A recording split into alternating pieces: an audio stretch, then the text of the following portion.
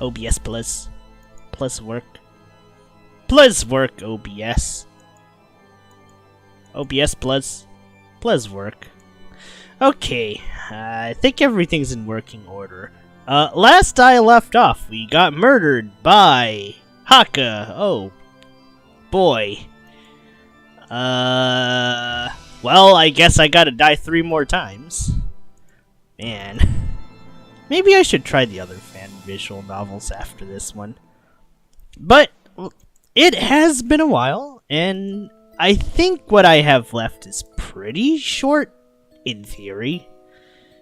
In practice, I'm actually legit not sure if it'll be short, but it's worth a try. Ugh. Feeling a little sleepy. Well, okay, isn't that just every day with me? Probably. But hell with it. Right, I really shouldn't bullseye myself like this, but there is no choices here.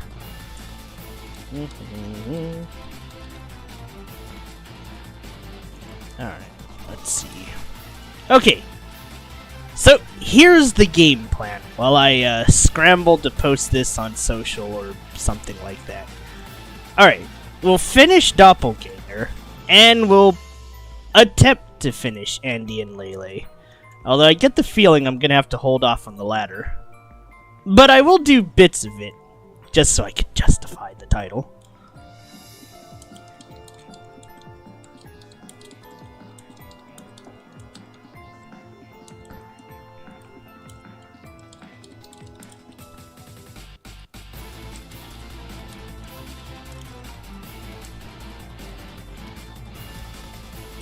Honestly, part of me thought, you know, I should probably leave this as a one-off. But then it's like, you know, it'd be a shame if I didn't finish the job. This is the week of conclusions, so logically I should attempt to at least try to finish one of them. Albeit, I am the opposite of Flay. Visual novels don't do it for me. I need the action. Even if it's turn-based, I need the action. The strategy.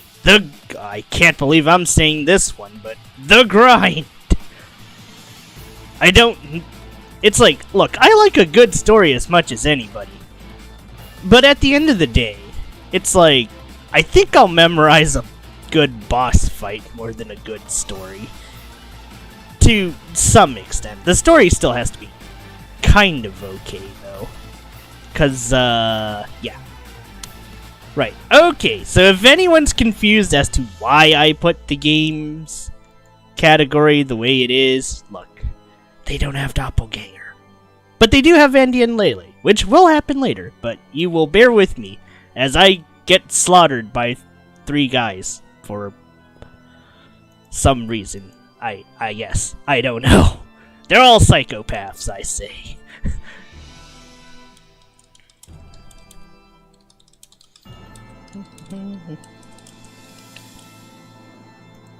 But, yeah, just give me a moment here. I gotta say, I would watch more of The Boys, but... Alright, you know what? Here's a way to actually get me to watch a male VTuber. Just have one of them play Trails. I don't care which one. It worked with Spectra. Actually, no, you could probably bait me by just playing Ace Combat. I'd probably beeline the heck over there. Or Souls, but I don't know. I've watched their Souls playthrough. I think I've just seen too many at this point. Maybe. Who knows? I know Flay did a 10-hour Lies of P.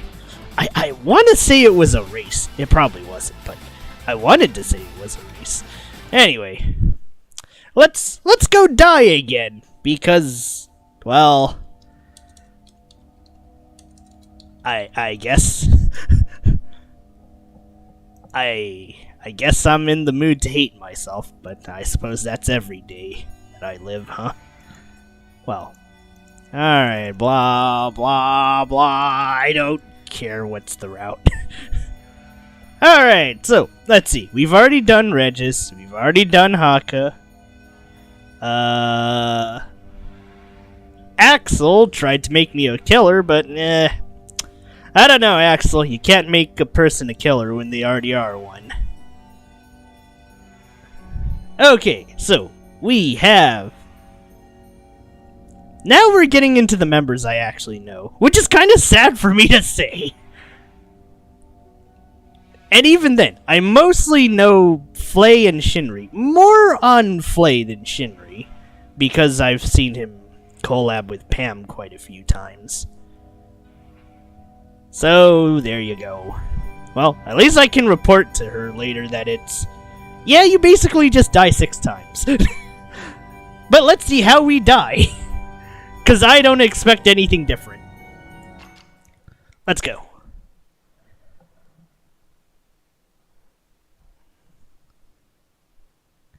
Yo! No, wait. Not yo. You! Everything ready for tonight's set? It's ready. Great! You finally... Oh, God. I almost went into the screechy voice for some reason. You finally made yourself useful. We'll be on in about 15, so you'd better get backstage before then. Could you tell me what I have to do for this show again? I sense his expression flatten. Seems like he isn't too pleased I asked. How many times have we gone over this? I think I overheard you going over it with someone else before, but this is the first time for me. You mean that wasn't you this morning? Does he not distinguish one person from another when he's talking to them? I mean, hey, I kinda don't either. No, it was some person named Jimmy. Wow. He suddenly gets very still at the mention of the name. It's unsettling. Then again, hadn't the real Bettel had a situation with someone whose name started with a J before? Okay, I'm trying to think of which Hollow Stars has a name that starts with a J. And I can only think of Shinri, so, well, yeah, there you go. I think I remember something happening back during his first mass show. Whatever is going on now seems like something karmic at this point. Listen, your job is to go out there in your fluffy little costume and two-step. Verification?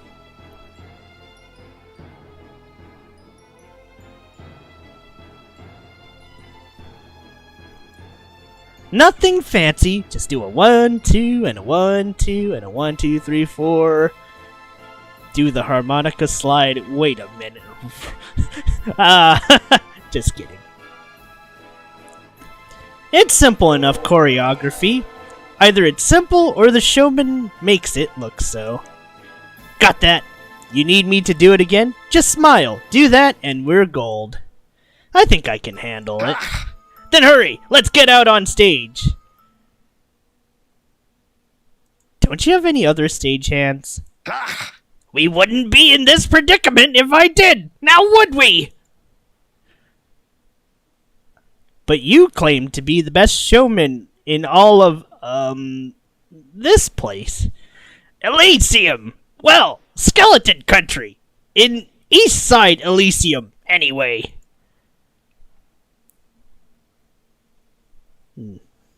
This isn't Elysium.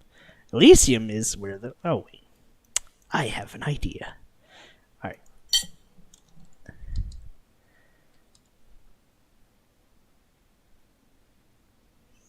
Yeah, never mind. They don't have it. Frick me sideways. Alright.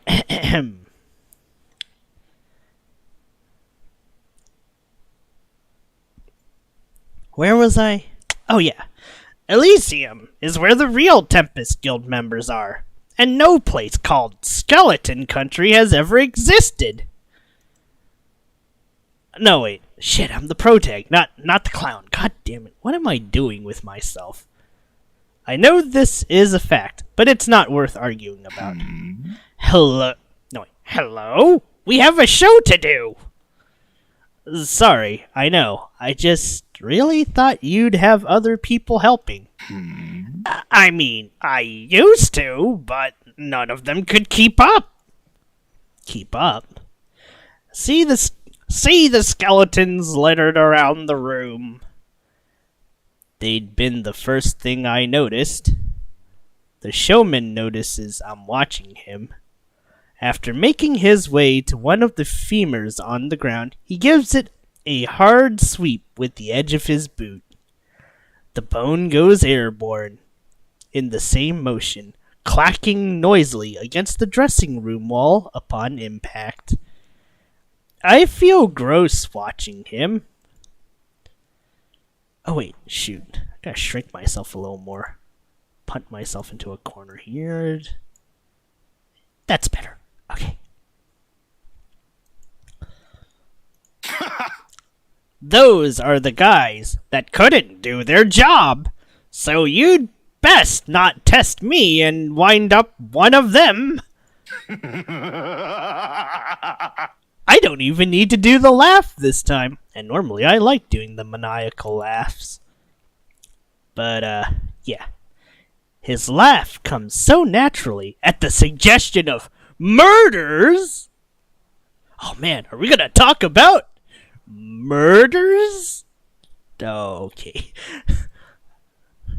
As I watch his shoulders shake, I feel as though I'm suddenly watching our interaction from outside of my own body. My gut had been right. The bones aren't props at all. They really used to belong to somebody. You said when we first met that all the people in this area are skeletons. And? Hence, Skeleton Country. Nice to know your ear works. So, skeletons can die? I mean, look. If you push hard enough, you can kill death itself. Which sounds a little silly. It sounds about as silly as going beyond infinity. But, well, here we are, right? Beyond infinity. Okay. Nothing here does. Oh, shoot, I'm getting the sniffles. Oh. It shouldn't surprise me at this point. We're all just skeleton. You're a skeleton, too. The statement is about as helpful as I anticipated from him. The showman waves his hand flippantly. It's clear to me that I'm absolutely dispensable in his eyes. I guess I'm just another sack of bones. My life is a joke to him. Don't make brain-dead faces like that. People will know you don't know what you're doing. Hear me? We've got a stage waiting for us. To the stage!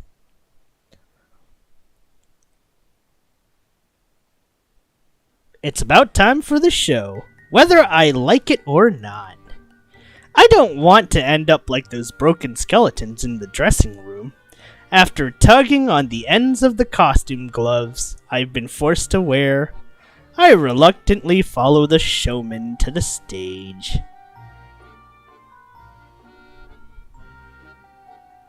Oh dear. Ladies and gentlemen! Boys and girls, it's the moment you've all been waiting for. It's me, Mario. Oh, wait. Okay, I gotta stop doing this. This is gonna turn into an abridged. I'm not sure if I want to transform this visual novel into an abridged. Then I'd really have to make up scripts on the fly. Anyway. Wait, he's already started? I'm not even on stage yet. I frantically hurry to the wings. I try joining Bettel's doppelganger on stage and find... there's nobody in the audience. The showman has his arms splayed out wide and his head is lifted high, but there's not a single person here. Nobody has come to see his performance. I see some panic flash in his eyes before he cuts the painful silence short. Crap, crap, crap, crap! Why? His voice cracks with frustration, and he stomps his heel once, like a child throwing a tantrum.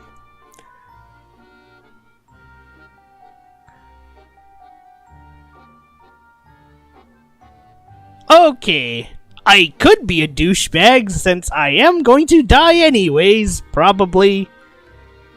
You know what, fuck it, I'm done being nice. Wow, so I learned those dance moves for nothing. I came out to my spot and joined him properly. Oh, shut up! It was a two-step, not a full-on tango.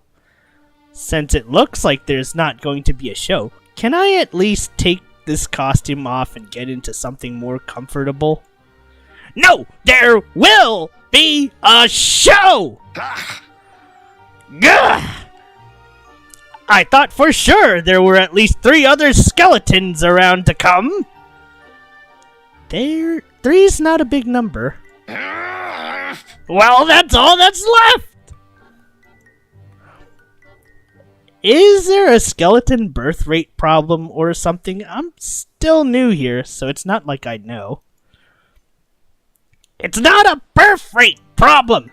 There were plenty of skeletons living here before! Gee, what'd you do, man? Eat them all? But now there aren't any. Take it from me! The ones that aren't here anymore weren't worth having around anyway. I don't think that's something you can just decide. Oh, wait. I was in a... Oh my god, I'm mixing up my voices! No! Look, they had a chance, and they blew it! Just believe me. The dwindling skeleton population. Is it this guy's fault? About what you said before. Didn't you say that we're all skeletons? But you're not a skeleton. You're the only one here with skin, hair, muscle. Besides me, that is. Having those things doesn't make me not a skeleton. And I'm only this way because... Actually, you know what? It's none of your business. I got a show to do. We don't have an audience. You don't get it. There will be a show! There has to be a show! Because I have to do a show! Oh god, I hope none of the Hollow Stars stumble on this one. Oh. Oh no.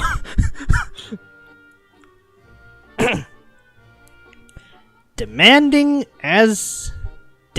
it as such, he raises his voice loud enough for it to reverberate against the empty seats. His eyes jerk about the stage in an erratic way. I don't really understand where he's coming from, but some part of him seems afraid. Why would he be so stubborn about performing, even if no one's come out to see? Well, you see, it's the same reason why I stress a little too much over playing hard modes, even though it's like, you know, it's not like you're some corpo. This is for fun.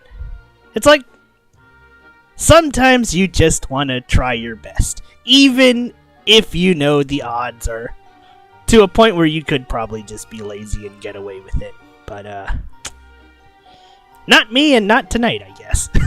I will probably blow my lungs out doing all this. But, hey, the saving grace, it's guy voices. If I had to voice girls, holy shit, I want to die. I just can't. Anywho. Or rather, I guess I'm too worried about actually doing it well enough. I'm no Flay. Like, damn, that man has some talent. He can switch from a guy to a girl's voice quite quickly, but... Right, we're talking about Battle here, not Flay. Shit. I need to get my mind back on track. Get in the front row. What? Just get in the front row! Okay. Maybe this is the life I'm doomed to lead now. One where I just submissively do whatever this crazy guy tells me to.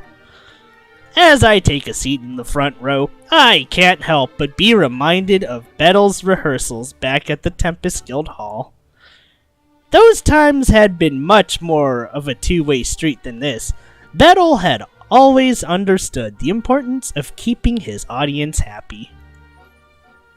And even though this showman guy looks like him, their motives for being on stage couldn't be any more different. Ta-da! Wow! A crowd of one today! You really came all this way to see me? I'm snapped from my thoughts by a blinding spotlight that finds its way to me. Squinting through it, I still can't see anything. Only those rainbow swirls you sometimes see when you shut your eyelids while dizzy. Yes, sure did. Oh yeah? And what is your name, traveler? Oh, I realize he'd never asked until now. It's Tenkaku. Oh yeah? Crazy stuff, Tenkaku. Where did you come from? My eyes are adjusting to the light. I don't have to squint so much. The real Elysium. I'm a member of Guild Tempest. Even from down in the audience, I searched the showman for any semblance of recognition, like maybe some of Bettle is trapped in there somewhere. I'm not met with any success, though. He laughs my answer off, as if he hardly heard it at all. Hear that? Tenkaku says there's a guild called Tempest in Elysium! Where'd the laugh track come from? I turn in my chair to check, but the hall is still as empty as it was. How about this? Anyway, how about I do a little dance? Pink smoke bursts from the ground, and the showman is suddenly wearing tap shoes. He begins to shuffle. He builds a quick rhythm, feet scuffing against the stage with the finesse of someone who's taken lessons their entire life. I hate to admit it, but it's not too bad. I don't think even the real Gavis Bettle can tap dance. This has me curious, but let's not explore that for now.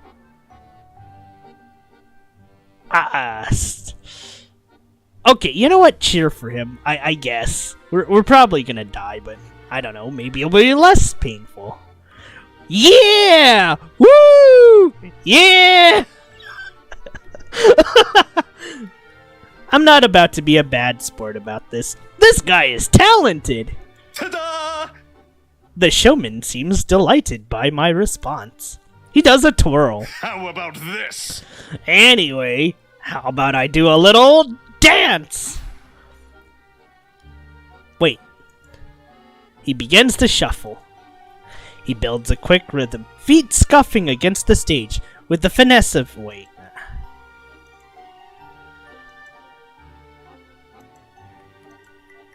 Did I just go backwards? Ta-da! How about this?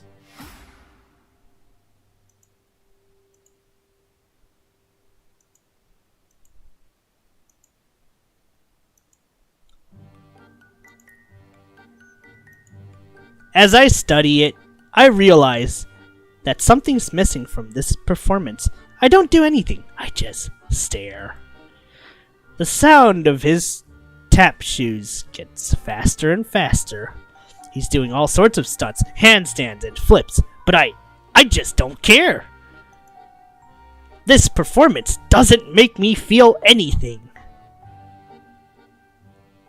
This would be me in a certain song, except I can kind of feel things for that certain song, just not nearly as much. Enough of that, yeah? There it is, the scared sounding voice again. Is he okay? He's not okay. In the blink of an eye, his tap shoes disappear in another puff of smoke until he's back in his regular shoes. How about this? Knock, knock! I remember that I'm the only person in the audience. Who's there? I'm Justin. You're Justin who? Ta-da! I'm just in your bathtub naked, so don't call the cops. Let's give him a pity laugh. I'm so polite that I laugh. It's more like a chuckle, but it spares us the awkwardness of silence. He looks relieved and wipes the sweat from his brow. How about this? Oh no.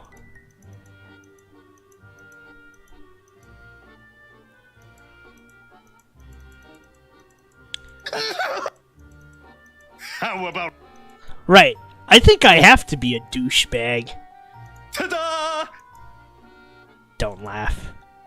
I don't laugh because it's not funny. The showman watches me, stretching the beat and waiting for me to digest his punchline, but I never do. I'm tired, and I want to go home. It's not funny. That one wasn't funny, huh? Yeah, I didn't think so either. He laughs to fill the space. I don't budge. Can't win 'em all. You'll like this next one, I swear. How about this? Watch me swallow this whole walking cane. He pulls a wooden cane from thin air, unhinges his jaw, and inches it forward little by little. Don't respond. I watch him swallow the entire cane. My costume is getting kind of itchy, so I scratch myself. After that, I see him start to panic. He hasn't admitted it, but it seems my reaction to this performance is more important to him than I thought. Tenkaku. Hearing my name from him, remembered for this long, makes me a little nervous. I might be the only person whose name he's ever remembered. What is it? Aren't you even a little entertained? Not anymore. The showman watches me for a long time. No. Sorry. No. Oh, there it is. There's the kill cord. No. He begins tromping down the stage and towards me.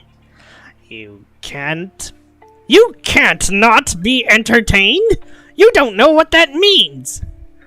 The showman grabs my face and shakes me around like a baby rattle. It doesn't mean anything if you strong-arm it out of people. Are you stupid? It does! It does! His voice is strained, and so is mine.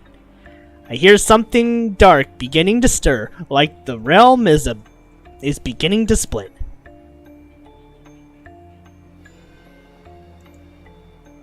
And just as I notice it, the showman does too.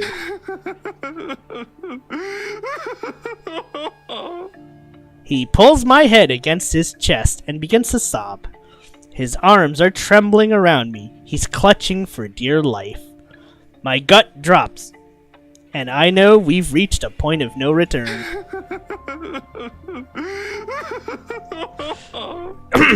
Hurry up, damn it! Be entertained! You're not listening. You better be entertained, or else! Ah! His fingers claw through my hair, and he pulls on my ears. I push him off with a grunt. No! When I open my eyes, I understand what he's so afraid of. Ghastly skeleton hands from the shadow rake and tear at anything they can. The showman's eyes, terrified, screams echoed. Hold on. My brain's having a moment. The showman's eyes, terrified, screams echo louder than any applause that might have filled this venue. His cheeks are wet with tears. The skeleton hands pull him back and towards whatever black abyss they dwell in. You idiot! This is all your fault! Any pride the showman has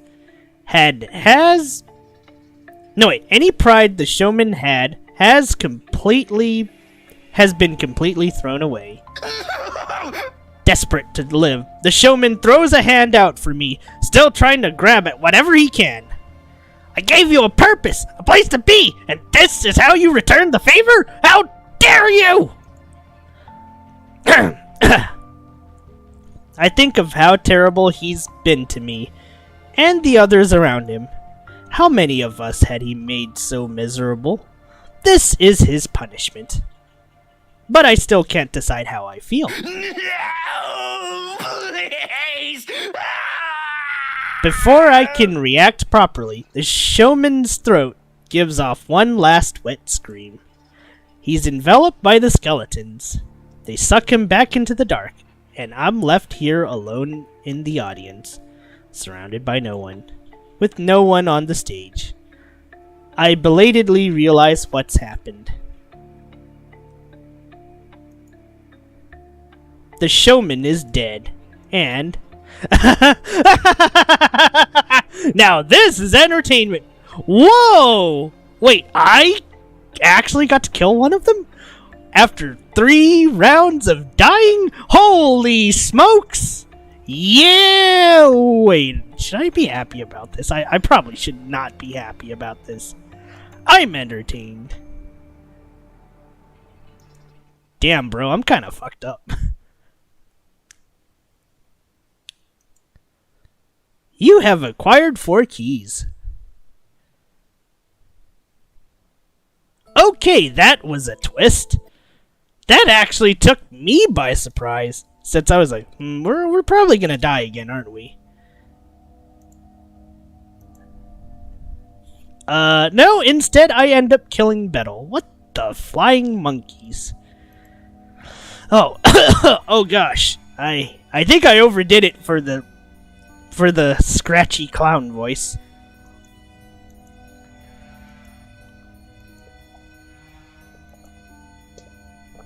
Ugh. Alright, we've done these 4. Now it's down to Shinri and Flay. I want to save Flay for last, since out of all the members, I feel like I know Flay a lot better than... Well, or rather I've watched more of Flay to have some kind of a grasp. Oh, that being said though... give me a moment here. I think I overdid it on the acting. Now I'm just dying bad. Oh dear. Oh my.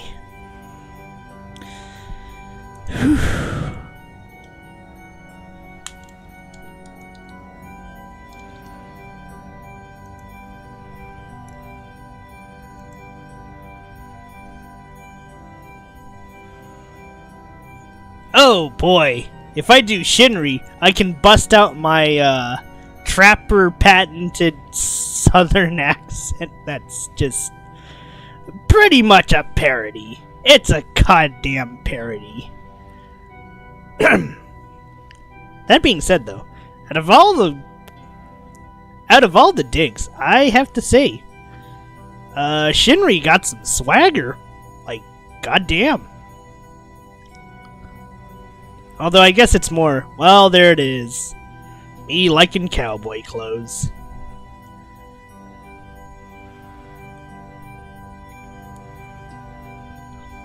Though I gotta say, I think for the most part, I am hoping. Well, actually, no, that's just wrong to say. Never mind. I was about to say something pretty insensitive. Never know if anyone stumbles on these things, so. Yeah.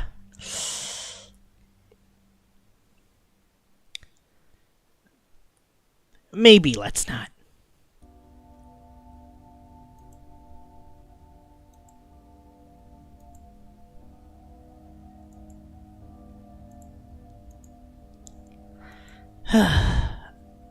Okay, let's go for Shinri's.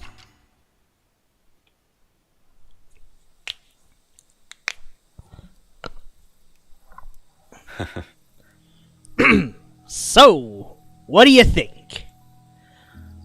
That's just about all I have left for this. No, that's just about all I have for the seasoning. But I find just a little salt and pepper goes a long way. Best to enjoy it fresh. The mysterious huntsman who found me lost in the forest has gone on as far as to spend his day fishing for a meal. Did someone say fishing? Is it time to go fish? Wait, I'm not in trails right now. Although for me, I could probably go for a spot of... Oh, wait, actually no, never mind. Yakuza 3 fishing is traumatizing. I do not want to try to fish that bass again.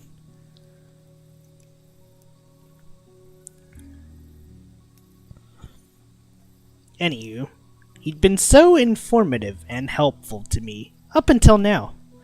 He let me know that there's no guild called Tempest in this land. He'd even believe me when I said I'm probably from a parallel world. I hope he doesn't cap me in the dome. Okay, maybe that's just me trying to predict the story a little too hard after 3 rounds of getting killed.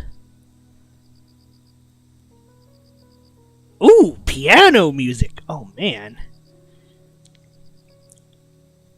We're sharing what he'd caught now under a blanket of twinkling stars. It's funny how calm I feel, even when lost in an unknown place. After taking a bite into the side of the fish he'd prepared, I revel in its taste. You know, they're already doing better than Vincent and Leo. It's delicious. I can't get enough of it. Great to hear. Just make sure you chew it carefully.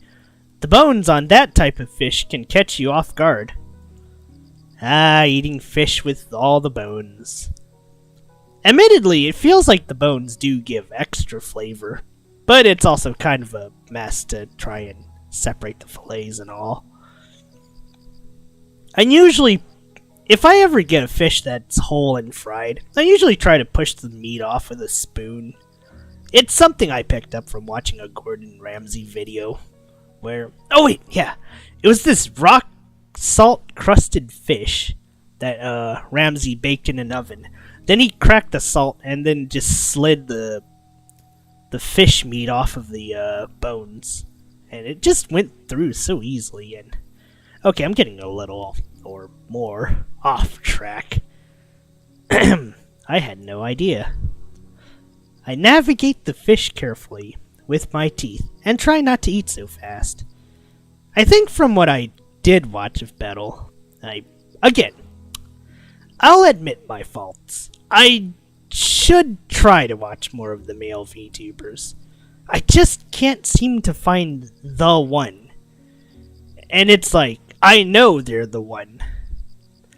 Like, for me, it's a telltale sign of sorts. If I watch someone for more than a week, that's a pretty good sign. If they play something that I seemingly like, that's another sign. If they actually like it and it's not a fad, even better. Like, I just haven't found the one in stars yet. It's like, I'm gonna be honest. I really thought, as far as corpo VTubes go, I'd find a star or a male VTuber who plays the Trails games in one of these. I never thought I would find a British ghost girl who did it. But, well, that's just me. So, again, it's like I want to try and support, but I haven't found the one, the click, the proverbial bang that just, that's it. We're in. Alright. But, oh well, I should keep reading. I'm going on tangents. What the heck with it. Let's go on a tangent after we finish this chapter, 'cause why not? Surely enough, there are some harder pieces here and there, but the flavor of the fish is by far worth the effort. Was Shinri the one that's good at cooking? No, wait, I think it was Haka that was good at cooking, actually. I remember Haka showed off like a cooking session with some recipes. The one thing I remember from watching one of Shinri's streams is, I know that he searched out discount bentos at stores at some point. Alright. Boy, it sounds like I'm reading a TV tropes article, doesn't it? I'm not. I actually do watch streams. Or at least I try to. There's just too many of them. And I'm not an infinite time being, unfortunately. I finished the fish from the skewer with a smile on my face. I have some carrots from town in my saddlebag, too. I usually share them with my horse, but you're welcome to have some for yourself. Saddlebag? Over there. Make yourself comfortable. The huntsman gestures to his steed.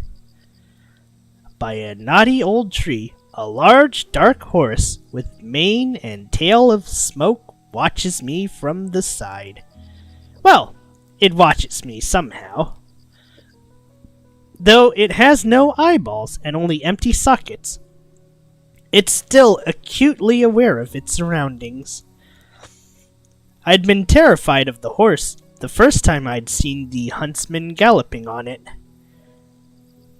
I still don't know what to make of it, if I'm honest. You don't think, you don't think I'll scare it if I approach suddenly? As long as you don't throw your arms up high or something, he's fine. Why don't you try petting his shoulder? Here goes. I can't say I've ever pet a demonic-looking horse without eyes before. Man, Shinri just looks so frickin' happy. It's such a contrast. Or, actually, yeah, this route so far is such a contrast to the other ones. I really hope Shinri doesn't dome me in the face. Oh, man. I make my way over and touch the side of its shoulder. Its coat twitches under my touch, but the horse otherwise doesn't leave its spot. He said hi. He said hi. See? Really? Maybe. I echo the huntsman before I sift through the saddlebag, hanging off Oh dear. Hanging off the side of the horse. Surely enough, the carrots he'd mentioned before are wrapped in plastic. The horse's attention is on the new snack. Don't worry. You can ignore him if you want to. He's spoiled and eats plenty. The huntsman's mount seems to be denying the claim and nudges his nose towards the carrots. Did I just say nodes? Nose! God dang it. Oh, right. I gotta make sure something here. Right. Might as well put my filters on. Cowboy really making me want to whip out that natural. This minor keyed harmonica. Even though I'm just gonna play some random notes, because holy shit, I do not know how to play this thing. Alright, never mind. Let's put it aside for now.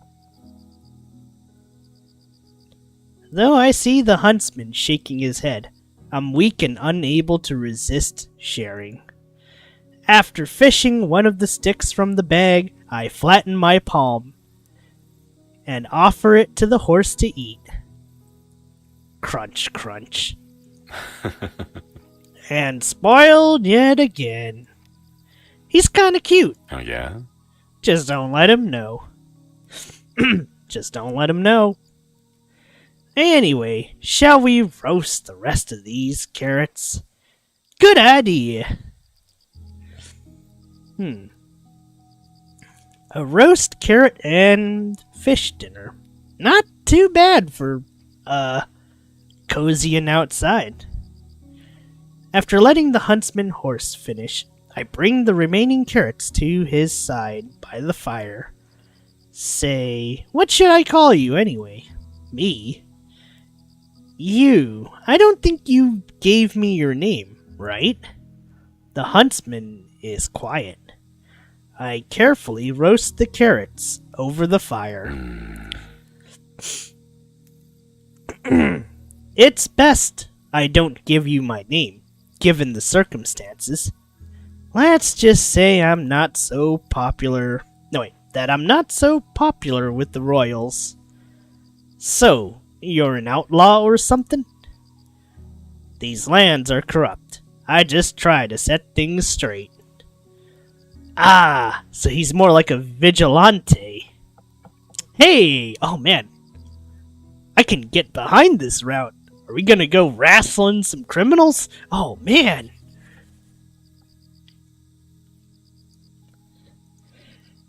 That's okay. I'll just keep calling you Huntsman then. Works for me. Sorry not to share too many details. It's alright.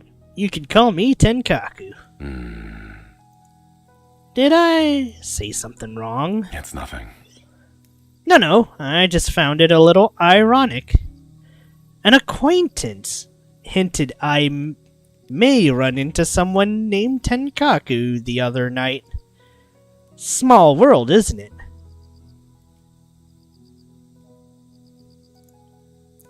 Do I maybe know your acquaintance? Possibly.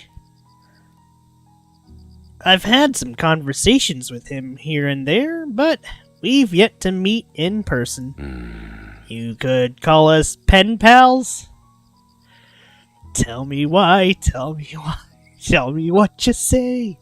Don't know why, wrong pen pals.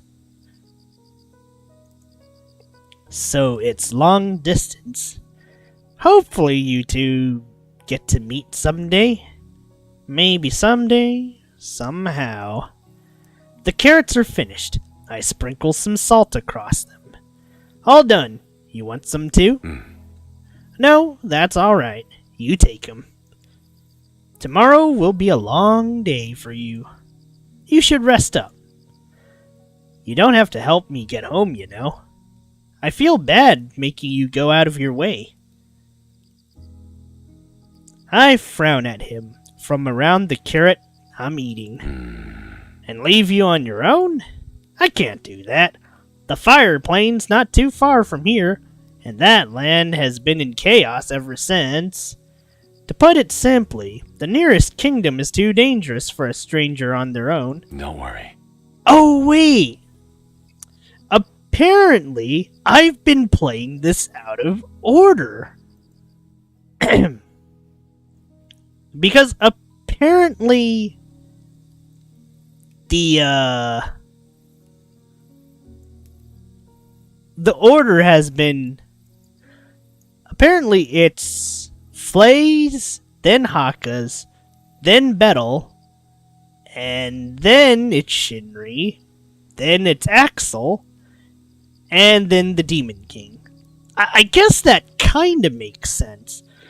Although you could probably flip around Regis and Axel.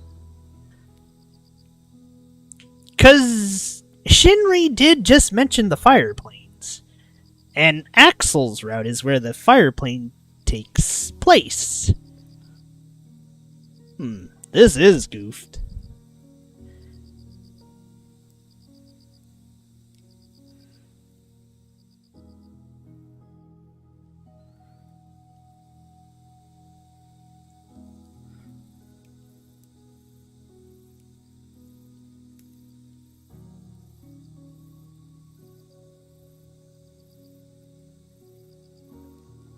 It's no trouble at all for me to help you return to your own world. So don't worry about it. It'll be okay. We'll figure it out together, I promise. His smile puts me at ease. It would be rude to refuse his help at this point, right? And it's not bad either. After exploring this world Alright, damn it! Why do I sound like a Shinri simp? Jesus Christ. This design, it's just so good. Makes me almost want to just play Red Dead. Alright, enough of the side tangents. After exploring this world a little on my own, he'd been the only person to hear me out, let alone be kind to me. Thank you, Huntsman.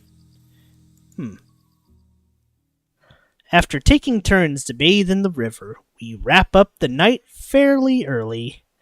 I'm more exhausted than I thought. That definitely applies to me. It doesn't take me long before I drift off to sleep. Or at least I think I'm asleep when I hear the huntsman talking to himself. Hey, are you there? So you hear me too. Nobody is there, right? I don't hear another voice responding to him. Tenkaku arrived on my side. Me? I'm losing you. Say that again?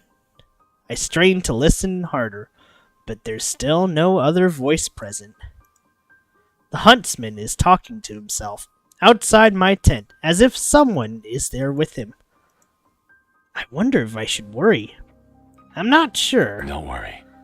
I know. Don't worry. I'll keep Tenkaku safe. I'll try to keep you posted around this time again. The conversation with himself ends.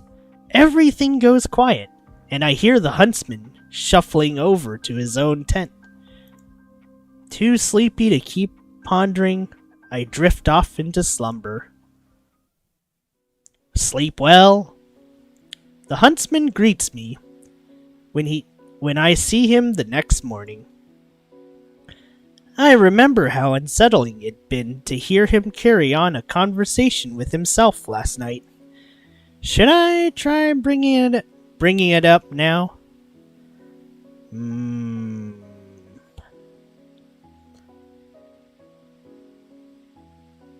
Alright. There's no wrong choice, but there's no right choice. Actually, about that. The concern shows on his face. Is he that worried about how much sleep I got? I slept well. I just thought I heard you talking to someone last night. Some recognition shows on his face when I say that. He's probably trying to decide how to respond. Sorry, I thought I was softer than that. I was talking to myself. Did it bother you? So I was right. There really hadn't been another person there with him. I guess you could say I was just curious. Do you do that often? Talk out loud to yourself? Oh man, I've lost count how many times I certainly do that. It was like you were having a full-on conversation. I've found lately that it helps me sort my thoughts. I'll try to be more quiet next time. I feel bad that I brought it up. Huntsman? Yes? You should know that I'm thankful for your help. I won't forget this. My guy, we're not in a telltales game. I'll tell everyone how you helped me and how kind a person you are. You don't need to do that. Maybe not, but I want to. If that's what you want, I won't stop you. Besides, stuck on this side, it's not like I'd even have a choice. You shouldn't say it like that. Who knows? Maybe we could find a way to let you over for visits. He's still smiling, but it doesn't reach his eyes. We'll see. The huntsman gazes across the forest. We should have breakfast soon, Tenkaku. It'll be okay. Let's head to the town and see what we can find there, alright? Alright. For a moment, he pats my shoulder. He's so mysterious and kind. I just wish I could help him more. I wonder if I'll ever know what's passing through his mind. I'll have to admit, one thing from Shinri that stands, or rather, there is a thing I remember hearing a while back from, I think it was an emotional moment, where it was something about crying and not holding it in. And it's like, You know, some piece of me wishes I could be as emotionally free as Shinri. Or rather, I wish my one emotion wasn't exactly, missing. Well, okay, it's missing, or the more likely case, I'm just, I've forgotten how to feel it completely.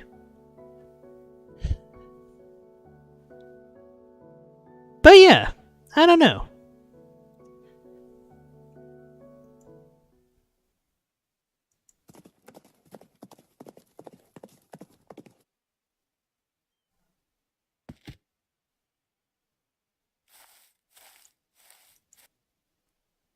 I will never forget the night I found you crying by yourself in the forest. Hey! Well, okay, I guess in this story I somehow found a way to cry. Outside of here, well, You called me Shinri. Chisuiji Shinri. I'd understood my role as your protector. Because I'd known who you meant. Because prior to your arrival, Shinri's voice, as well as his memories of you from the other side, had... What? Okay. Wait, so this Doppel chose to be a good guy anyways? I'm actually just confused. Stronger and stronger. Realms apart. It didn't matter. Ah! Shinri and your guild companions were searching for you.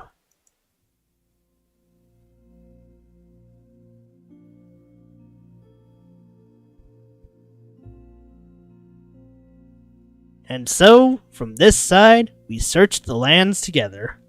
Together on horseback, Tenkaku. Day by day, we traversed just about all of this Elysium in hopes of finding you a way home. Okay, never mind, I was wrong. This Shinri ain't gonna dome us. But we'd failed. We spoke to mercenaries, to peasants, and to nobility, but none of them have heard of another Elysium. Maybe they hadn't, but I had.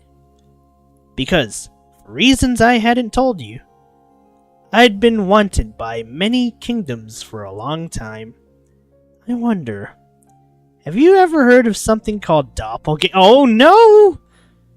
I'm too afraid to ask you, because if I do, and if the texts I'd stolen from a certain king turn out to be true, it means that in order to leave this place, you have to die. Let's take a break. It's been another long day, hasn't it? We shouldn't push ourselves too hard. Maybe we can take it easy tomorrow. I can't be more tired than you must be by now, Tenkaku. You know, if I had a convo with Shinri, I'd probably say he'd be more of the tired one than me. Like, I know I suffer through physical stuff, but it's like, am I really suffering any more than they are? And more importantly, I guess this wouldn't be a contest. I'd probably just divulge into... Damn it. Why am I getting sick today when I have to read a bunch of things? Frickin' why? Ah! Come on!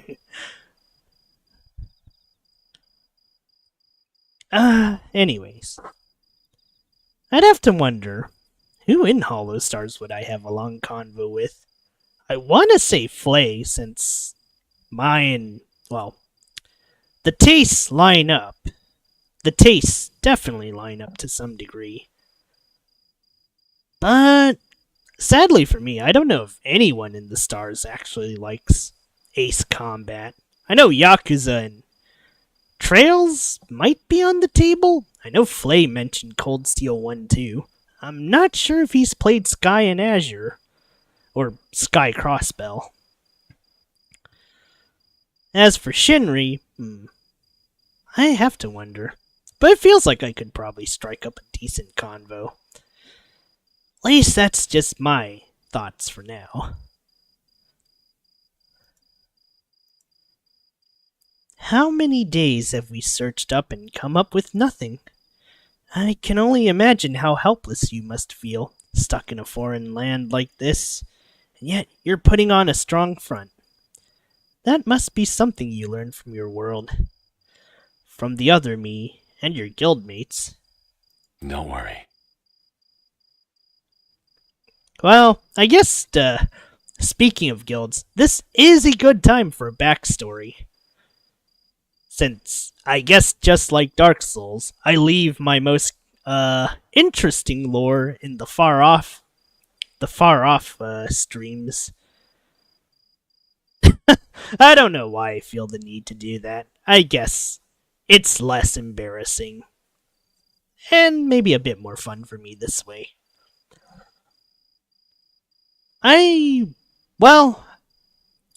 Fox, Tori, and the others, we were in a guild. Actually, as far as Fox goes, I was in a clan with him for years. Then I went into a bunch of guilds in Dungeon Fighter until I settled on, well, making my own and sort of managing it for a while. I still can't believe those guys have been with me for, I think it's pretty much 10 plus years now. It's been a good while, honestly. Alright, I'm being too sentimental. Let's go. It'll be okay. I promised I'd help you find your way back, and I'm a man of my word. My words put you at ease. I watch as you huddle closer to our campfire and adjust the blanket over your shoulders. The two of us seem to have developed a routine by now. Just you and me here, with no one other than ourselves. Some people go their whole lives without knowing this kind of simple happiness. Man! Alright, you know what? I am pretty sure I am not changing my mind. Shinri route is probably best route. At least for me. It's the one route where you don't get killed. I guess that's good enough. Also the one route where you don't become a psycho. That's my impression so far.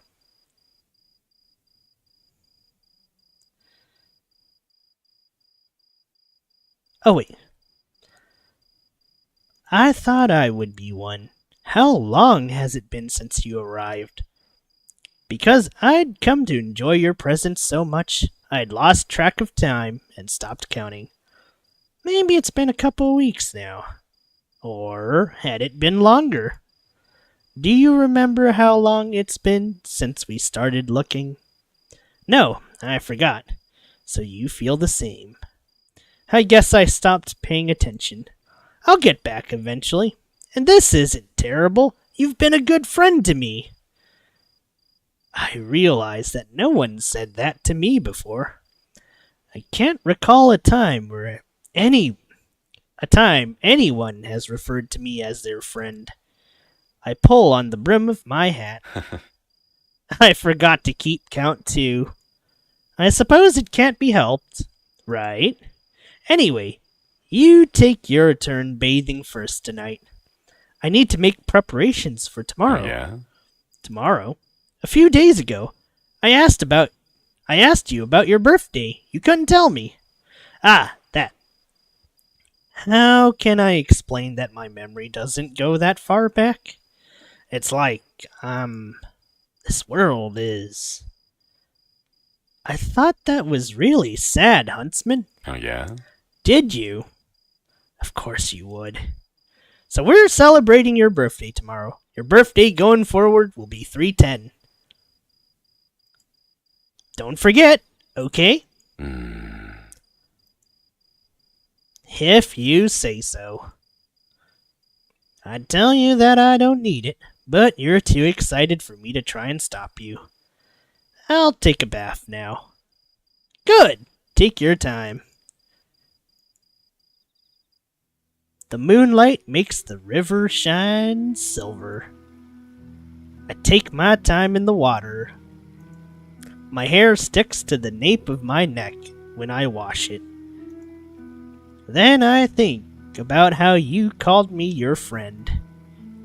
You'd gone as far as to make up a birthday for me too. What if we were happy like this, Tenkaku? If you didn't want to go back anymore? No, I can't think like that. It's not right for you to stay here. I can't believe the thoughts are even surfacing in my mind right now. I close my eyes and try to escape them. And when I do, I see a memory. One of his memories.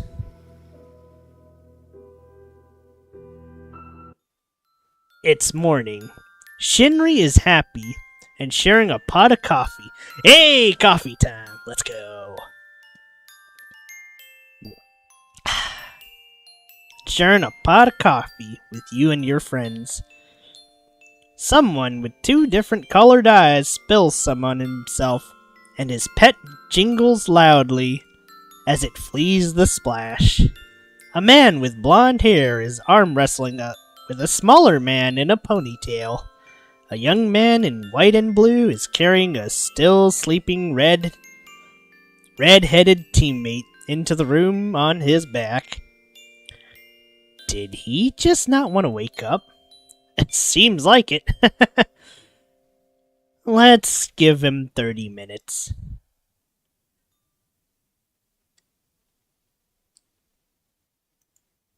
I see things for what they are.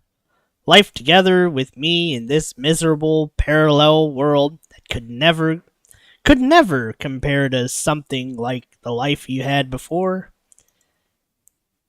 Man, why does this remind me of Tales of Xillia 2 in the most sad ways? So I'll send you home. I'll send you somewhere happier without hesitation. And according to that text I'd stolen from the ice plane about that project called Doppelganger, I know exactly what I'm doing.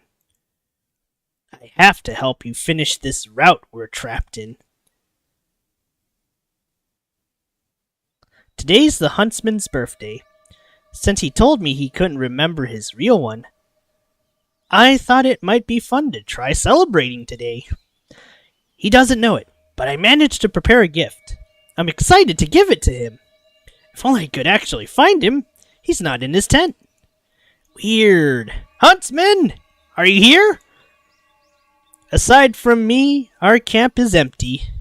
His horse is gone.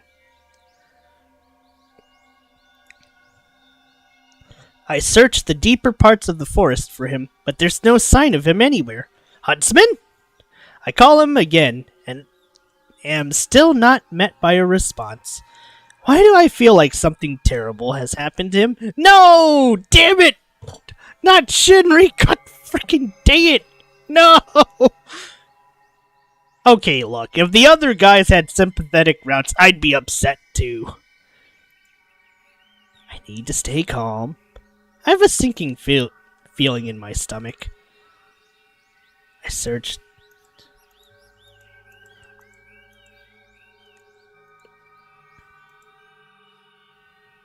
I hurry from the forest to the meadows I remember. Huntsman? And what I see next is... No! Why? The huntsman is lying on the ground. An arrow protrudes from his chest. His dark hair is pulled around his head, and his hat sags from its usual position. His blood stains the blade of grass beneath him. A dark, gritty red. No! God dang it! Why? Why? The one that didn't try to kill me. Damn it all! As he looks at me, I see it dribbling down the side of his mouth as well. How long has he been like this? Who did this to you? I fall to his side. I couldn't believe my eyes. No, I can't believe my eyes. I'm sorry, I didn't want you to see.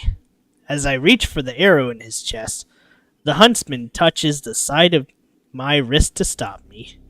Listen to me, it's okay. It's not okay! You need help! Tengaku. My eyes are flooding with tears.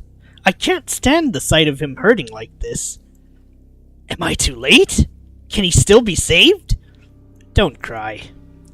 This might not make sense to you, but I did this to myself. I did this to send you home. To himself? For me? I never wanted this! My throat is burning.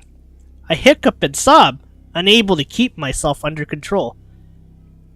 Don't cry anymore, okay? Man, Shinri, you're making it real hard not to. And this is coming from the guy that's missing that part. Sorry. I don't want you to cry on my birthday. He musters his strength to smile.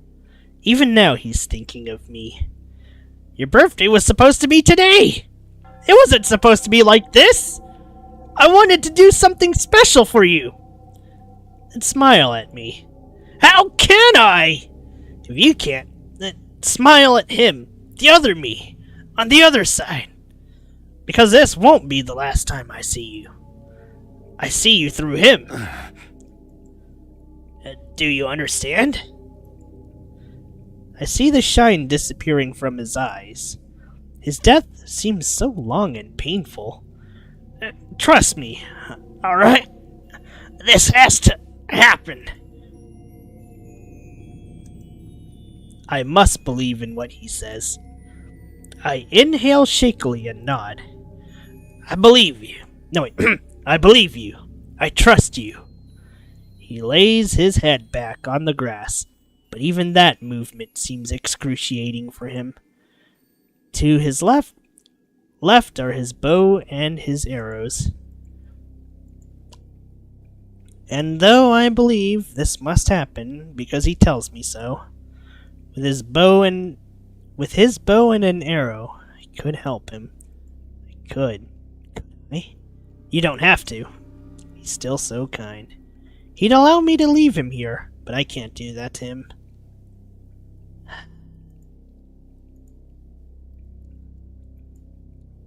I'm lightheaded from crying, but I collect the arrows and raise the bow in my hands.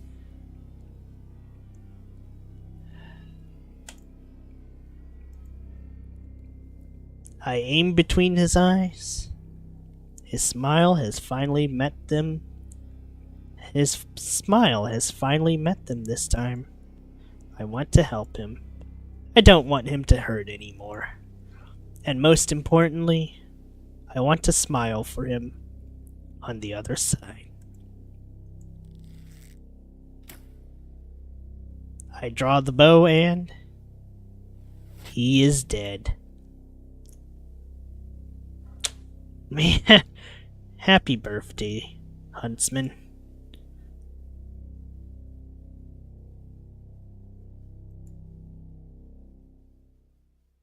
Man! What the heck? Why was this route so well written? No offense to the other routes. Ah. Darn. This kind of reminds me of why I liked KH358. Because it's like, you would think you would give no shits about the nobodies, except it really painfully hurts watching the ending of 358 where just everything fucking falls apart.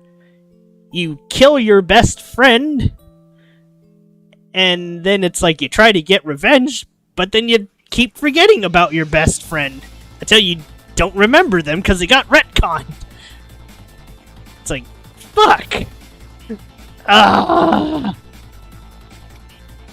Alright. The final route.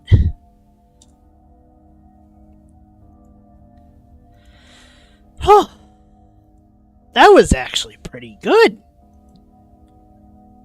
I have to say.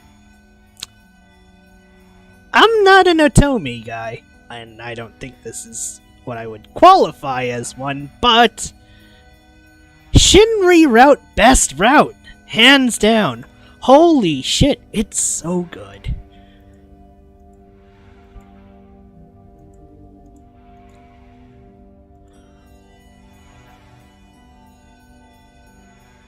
It's like, I don't know. It got kind of predictable with, like, these three. I didn't imagine we'd actually kill Betel. But then Shinri, it's like, but why, though? Why? God damn it, man. I didn't want to frickin' kill Shinri.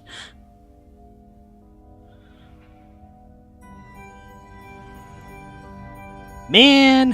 Alright. Well, we're one more away. Let's sip some coffee and let's finish this.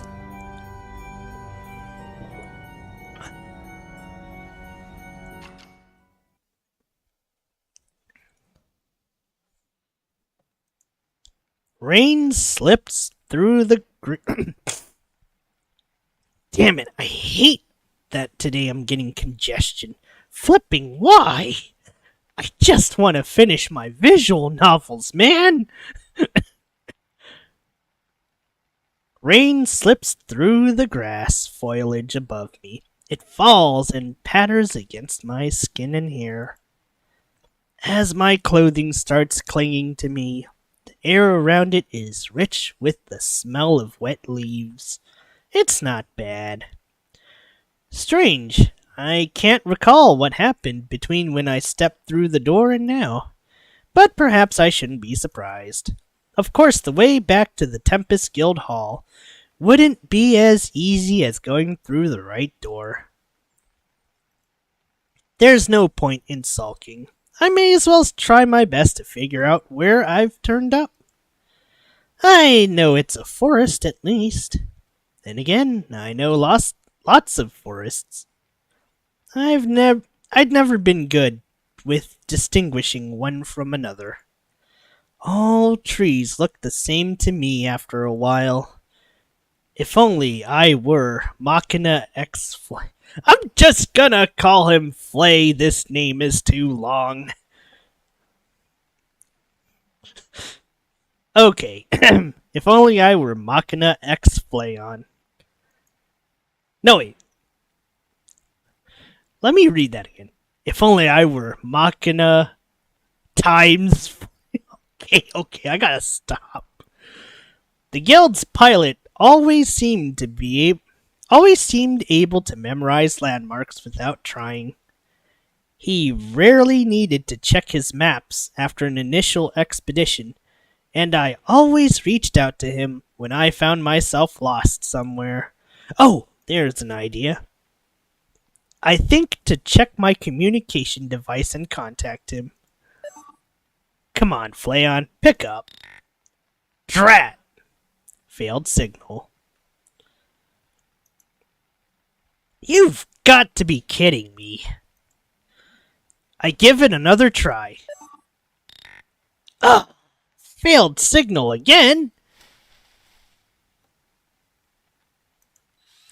I hear someone approaching, but have no weapon. Turning to face the source, I raise my fist in case I need them. Yeah, I'm a tiger drop this wait. But when I do, I see someone familiar. Red hair dripping and close to his face. Flayon seems to have found me here in the woods. I will say, in regards to Flayon, man's absolutely cracked at voice acting. Like, I'm gonna sound a little bit odd, but holy crap, this man does a very convincing female voice. Hell, I'd argue I'm kinda jealous. I wish I had that ability for Trails. Reading through all the dialogues for the female parts in a male voice just sounds so awkward to me. Well, mostly because maybe it's due to the influence of Pam, or maybe it is me all along. Since I did used to read some pretty dog-awful fanfics. Oh boy, some of these were just... Oh, these were just brain fried. Although Tori took the brunt of it. Or rather, Tori read most of the jankier ones. I still can't believe I read a DFOX My Little Pony one, though. Jesus Christ.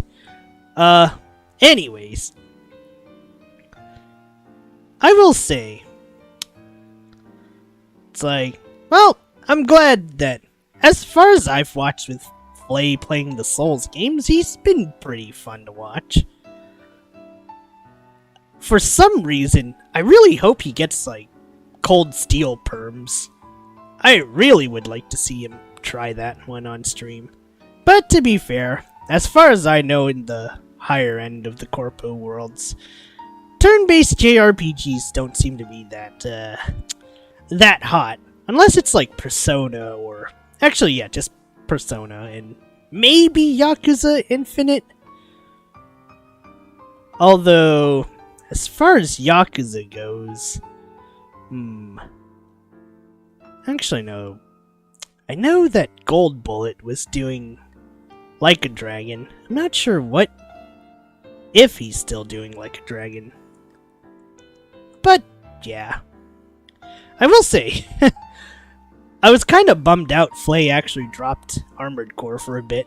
Although, as far as I've understood it, FromSoft games, while the members like playing them, they don't pay the bills since you can't get super chats on them. That's kind of rough. I guess there's other ways to get the bills paid, like memberships, which... You know, I never really did question the logistics of how memberships still work in those streams where they, you know, can't get super chats from the games. But oh well, this is just me rambling now. I should continue on this route. Sorry. I see. It's you. Where did you go for so long? I waited here for years and years. I thought that maybe you wouldn't come back for me. But it's really you. How beautiful. I'm so happy I could die, Master. I think I'm the last person you should call beautiful. I'm just saying. Are you Flayon? If this is Flayon, something is very wrong with him. Yeah, for one thing, he's acting like a male butler. The real Flayon would be a little more brash and kinda playful than this. Come on.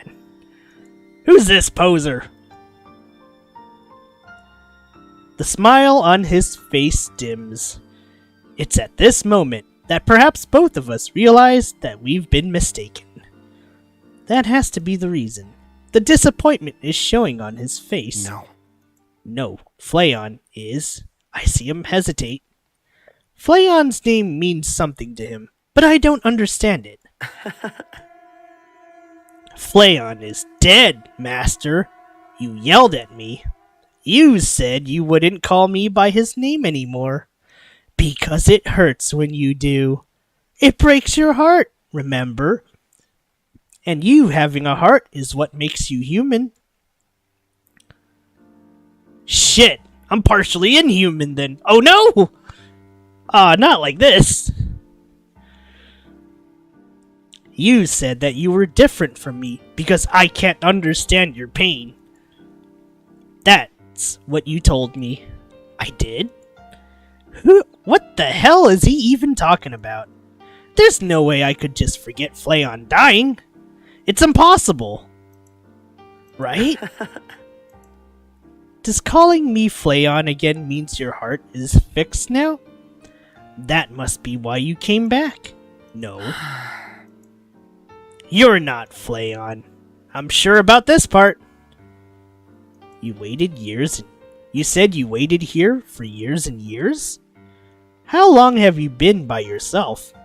I don't think I'm the person he means by his master, but I still need to try and figure out more about where I am. Anything helps. I lost count. You left me here a long time ago, so I can't remember. Sorry, but there's no way. Flayon's lookalike seems unhappy with my denial. He won't let me have this. He stares at me as if I'm lying to him. Fine. What makes you what makes you so sure it was me? Your name is Tenkaku. So I was right. It could still be a coincidence. I refuse to believe I'd do something that so cruel. I'd never abandon anyone in the woods like this for who knows how long. I don't blame you for what you did, Master. After all, you're the reason I exist. There's such finality and weight to what he says. He believes to the bottom of his core that I'm his master. I'll be honest. When I heard about this one, I really thought all the boys were voicing it. I was gonna be all in for this stuff. It's a little disappointing to see otherwise, but, well, it is what it is, and they are swamped with a lot of things anyway, so, well. But what does he even mean by that? I only feel more confused than I did before. You have the wrong person. I'm sorry, there's just no way. But you created me. Really? Did you really forget? There are reasons beyond simply forgetting that makes his claims impossible. That's just the thing. There's no way I could have created you either. I should watch my words. According to him, he and his master had approached this subject in the past. There definitely seems to be an underlying complex. I hear his joints make a rickety sound when he shifts his stance across from me. Oh no. Oh no, is he going Liza P on me? Damn it. This person is not human. He's completely mechanical. I just don't have those sorts of skills. No reply. As I wait for one, I realize the rain has lulled to a stop. The automation still stares at me, as if I've broken something in him. With nothing left to say, I give an awkward nod and try to find some good timing to make an exit. Good luck finding Tenkaku, okay? I mean it. I avoid meeting his gaze as I turn to leave. I'm about to die, aren't I? In the very same moment, the automation suddenly breaks the quiet. No. You can't! No! Don't Don't leave me anymore!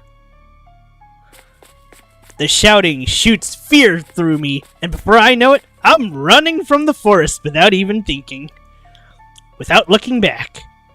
His voice falls further and further away, but I can still hear his mechanical legs creaking and grinding as he tries chasing me. Don't go! I need you to stay with me! Forever! You promised me! Okay, I shouldn't be squeezing this bottle cap. I know it enhances the acting. Holy shit, this hurts!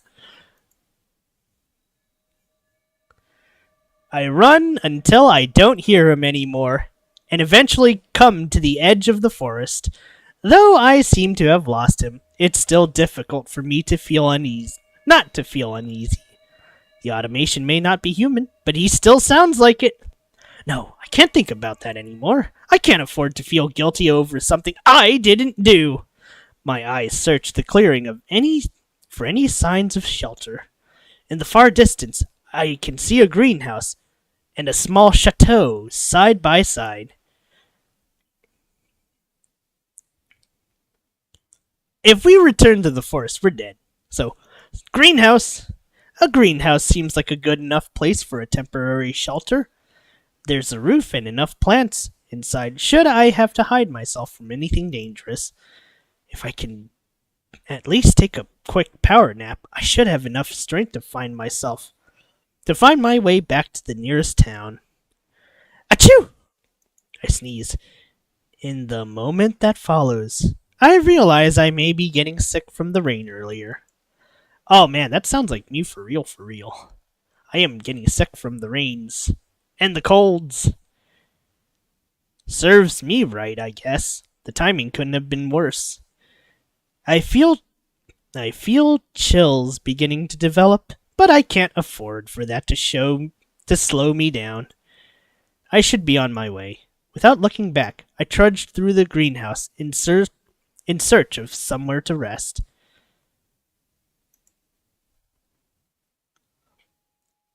It takes some time to let myself into the greenhouse.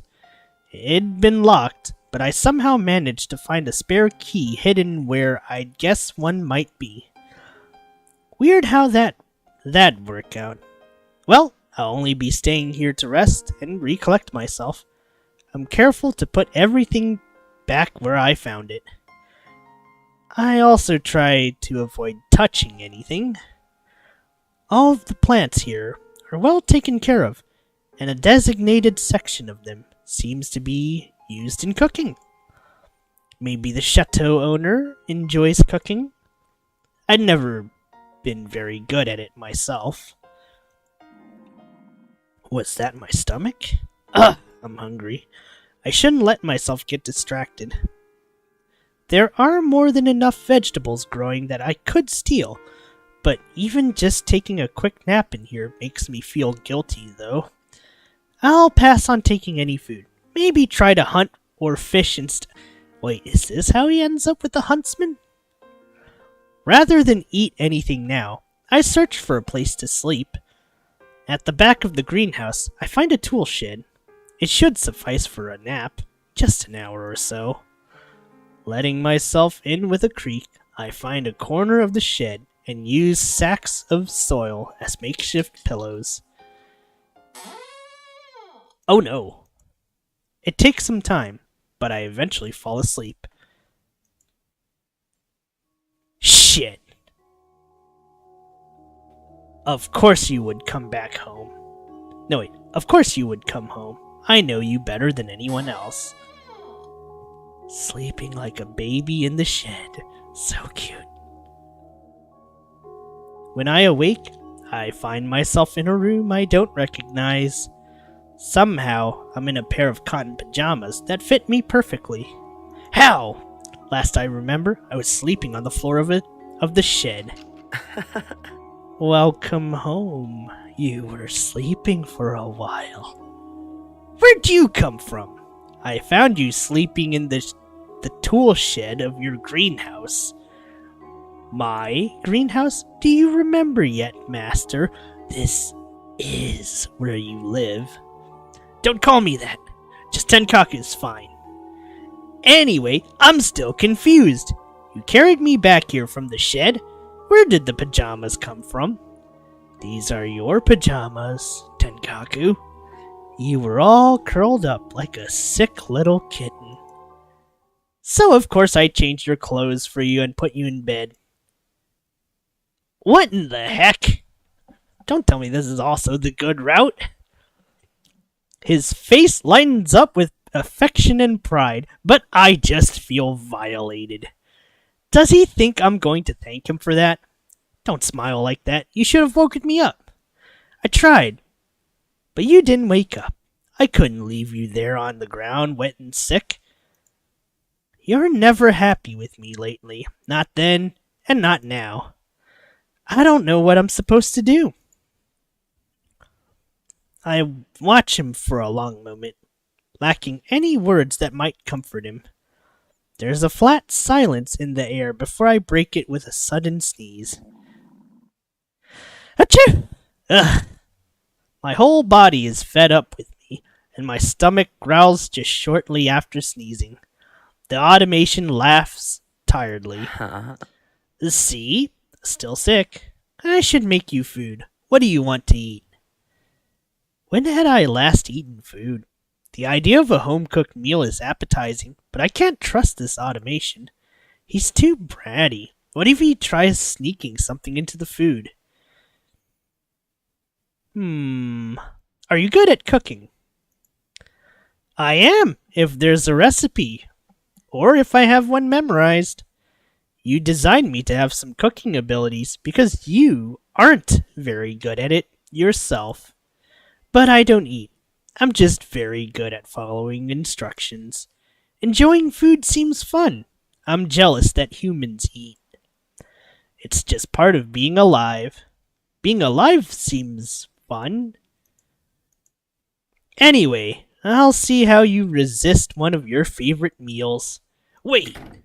Before I can protest, the automation leaves for the kitchen. Looks like there's no stopping him.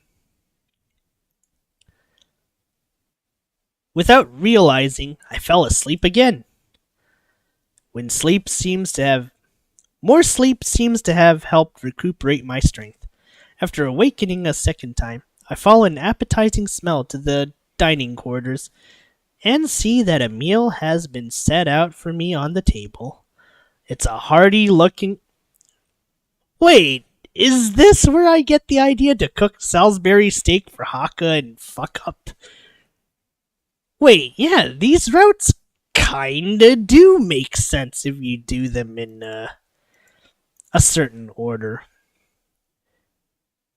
Actually, yeah, no, this definitely makes sense. Although you die in the Karasu Demon one, and you die in the Shosman one. It's like, But it does mention hunting in this one, so I guess that's where we got the idea for that one in the Huntsman. And the Fire Plains is the Prince. And the Prince one mentions the Ice Plane, so it makes sense that Regis would ask for the keys in this one. One of my favorites. As I stare at it, I consider that maybe the automaton actually has met some version of me. This place might still be a parallel world or something, right? It make more sense as to why I wouldn't remember things or why everything's so different. I thought you might wake up soon. Are you feeling better? A little bit. That's good, isn't it? I knew you wouldn't have any earlier, but how about now? Alright, we gotta eat. My stomach growls again. I can't fight it forever. As I watch the automaton carefully from across the room, I decide to trust him and reluctantly lower into my seat. Flay, don't where's the money Bukowski me, please? He hurries to stand beside me. You need a drink with it, right? Milk, juice, coffee. Milk is fine. Aw, come on, don't be lame. Okay. After the automation provides just about everything I could ever need, I help myself to his cooking. It's delicious. So delicious.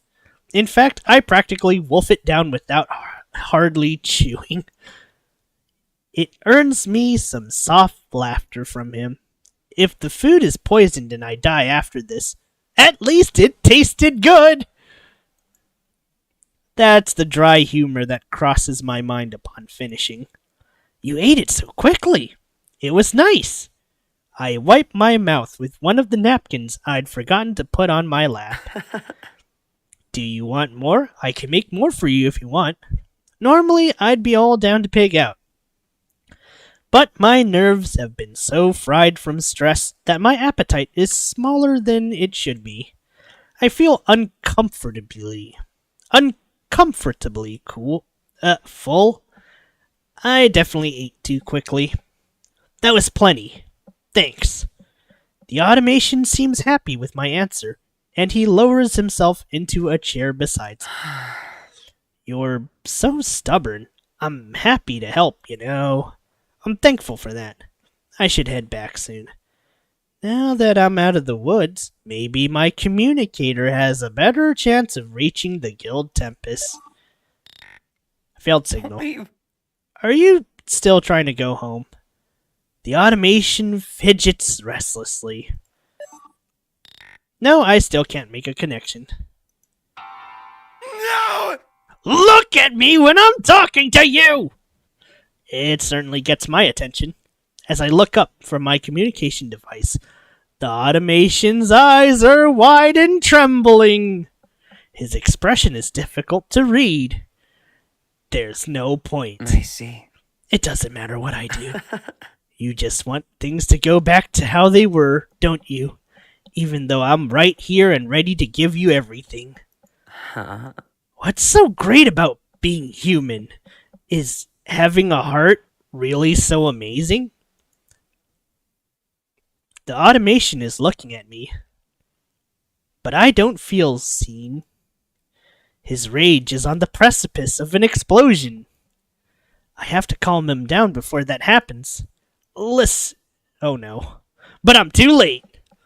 From a pocket in his coat, there are pliers in his hand. Oh no. In one motion, said pliers are clamped down on my tongue. I start to bleed. No. The pressure sinks down harder. Metal pinches me tightly. Everything is numb now from the adrenaline. Oh! Whoa, too close, buddy. The automation retracts his hand. Pliers still in them. From them, he drops the piece of my tongue he'd torn off on the ground. I brought these from the greenhouse earlier. I had a feeling somehow that I'd need them. Blood fills my mouth, and my eyes well with tears. I watch the automaton in horror as he opens and closes the pliers flippantly, as if they're a child's toy. Don't leave. I'm not good enough for you because I'm not human. Go on, you can say it, or maybe you can't now. I'm not good enough for you because we're so different. Because I don't have a heart. With the pliers shut in his fist, he laughs at me before plunging them deep into my chest. I scream as loud as I can. The automation fails to react. He keeps muttering to himself. But just think, what if neither of us had hearts? Wouldn't that make us perfect for each other? You'd finally stop hurting. You'd finally stop thinking about how I'm not Flayon. And I'd finally stop comparing myself to humans! He cranks the pliers back apart and spreads them in the wound he's inflicted. My blood bubbles up through the gaping hole. I'm going to die soon. There's no way I'm going to live through this. Shh! He coos me as I dry sob. Just be still, okay? It'll be all over soon. His pliers dig further into me, and his other hand is placed on my cheek. His thumb wipes my tears away gently. I only manage a weak gasp. The tongs of his pliers twist and puncture anything they can. My sight starts fading. Don't worry. Without this stupid heart of yours ruining you anymore, you'll be just like me. You'll finally know how I feel. That's why you'll forgive me if I stop it, right? He takes hold of my beating heart in his pliers and bursts a hole in it. Because even if you don't know any better, You're mine. I can make you happier than anyone else. Don't leave. Wait, No. don't go. No! Don't go, I said. Bruv, you just killed me. Stay with me forever. You promised you... Okay there, Flay, you kinda inflicted this one on yourself, man. I didn't want none of this. Alright, now for the true ending.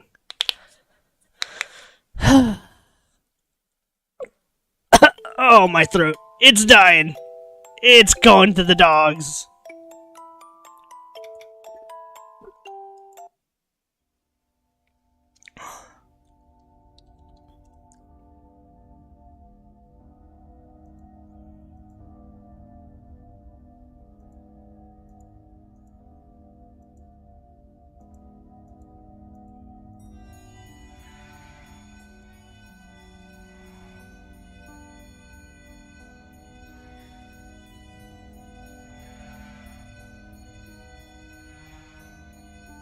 Hmm.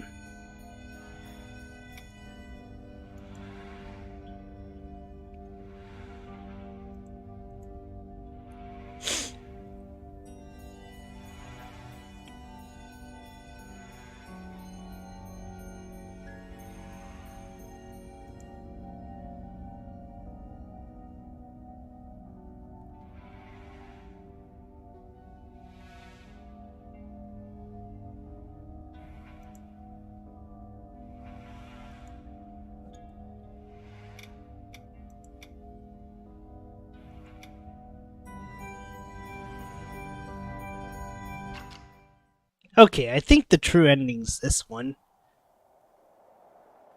Because now we have, the key.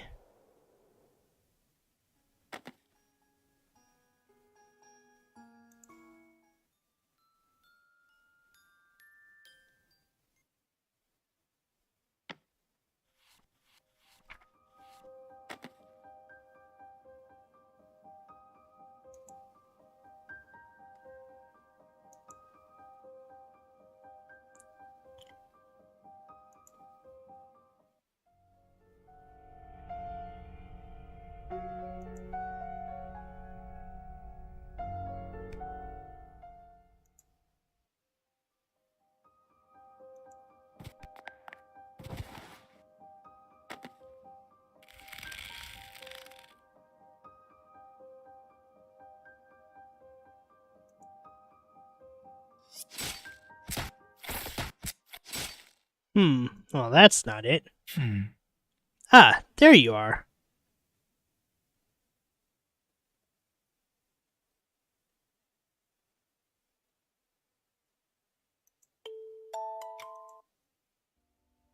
Hmm.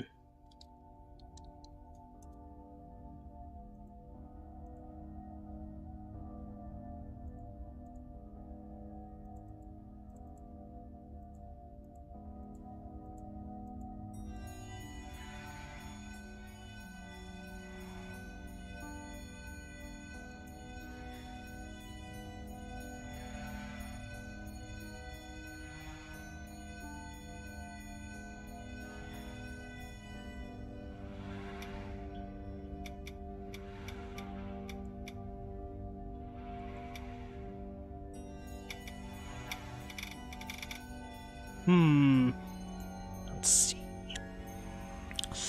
Can I figure this out? Because I went through Regis thinking that was it. I know these two ain't it.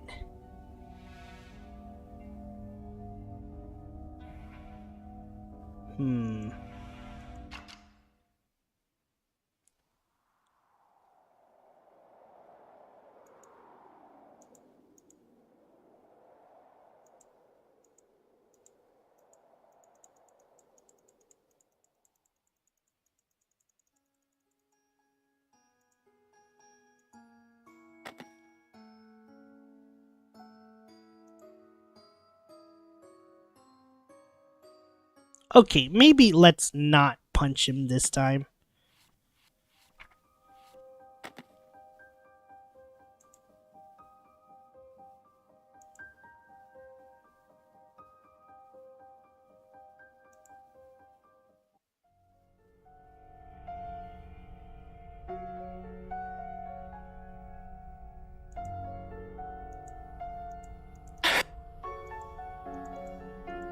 Listen to me.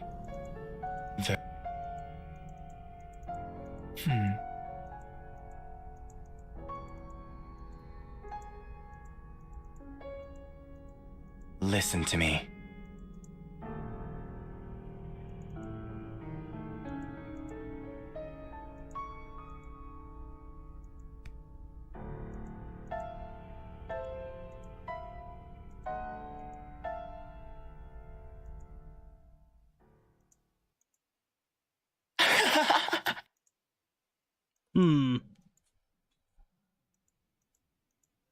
Listen to me.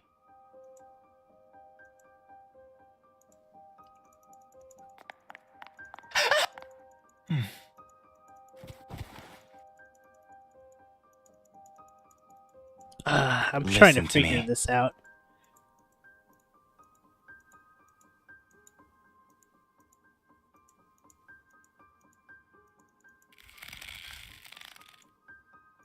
Very well.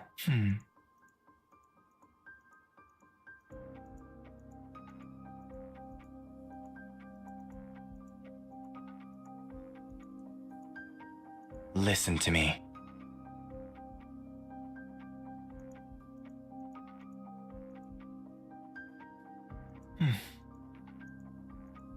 Very well.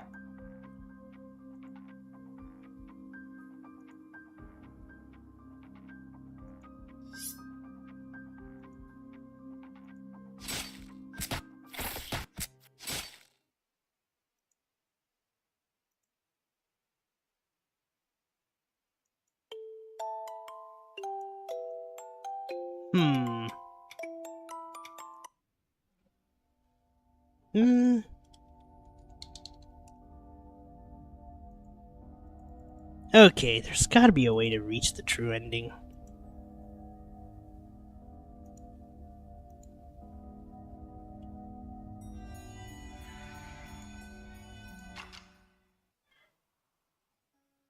Wait, I'm just gonna fast forward this, because I saw something at the end there.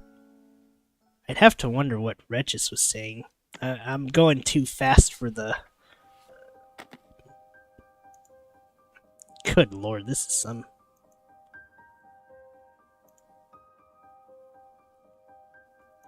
This is some kind of time skip.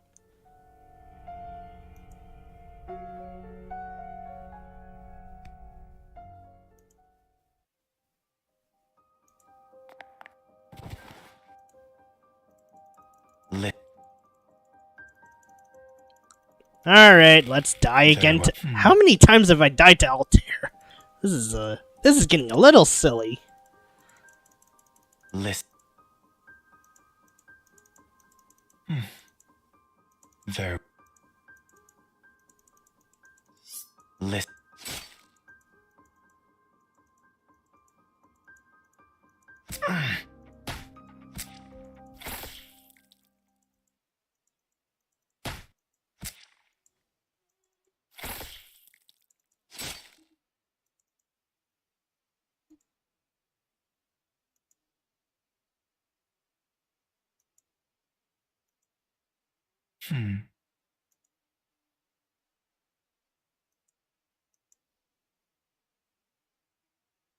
Is it in the extras? Let's see. Oh, truth! There it is. There it is. My name is... Yes. In the vast darkness, another door appears to you. A mysterious door with 6 keyholes, each of them with a different jewel-colored lining. As you approach it now, you know where it'll lead. After all, you've been through a lot to get here. You remember the many stories you'd witnessed and played a part in. The huntsmen, the Karasu demons, the abandoned automatons, the showmans, the exiled princes, the demon kings. All 6 keys worked hard to collect. You'd work hard to collect, dissipate into the abyss. A lock clicks, and when you finally open the door,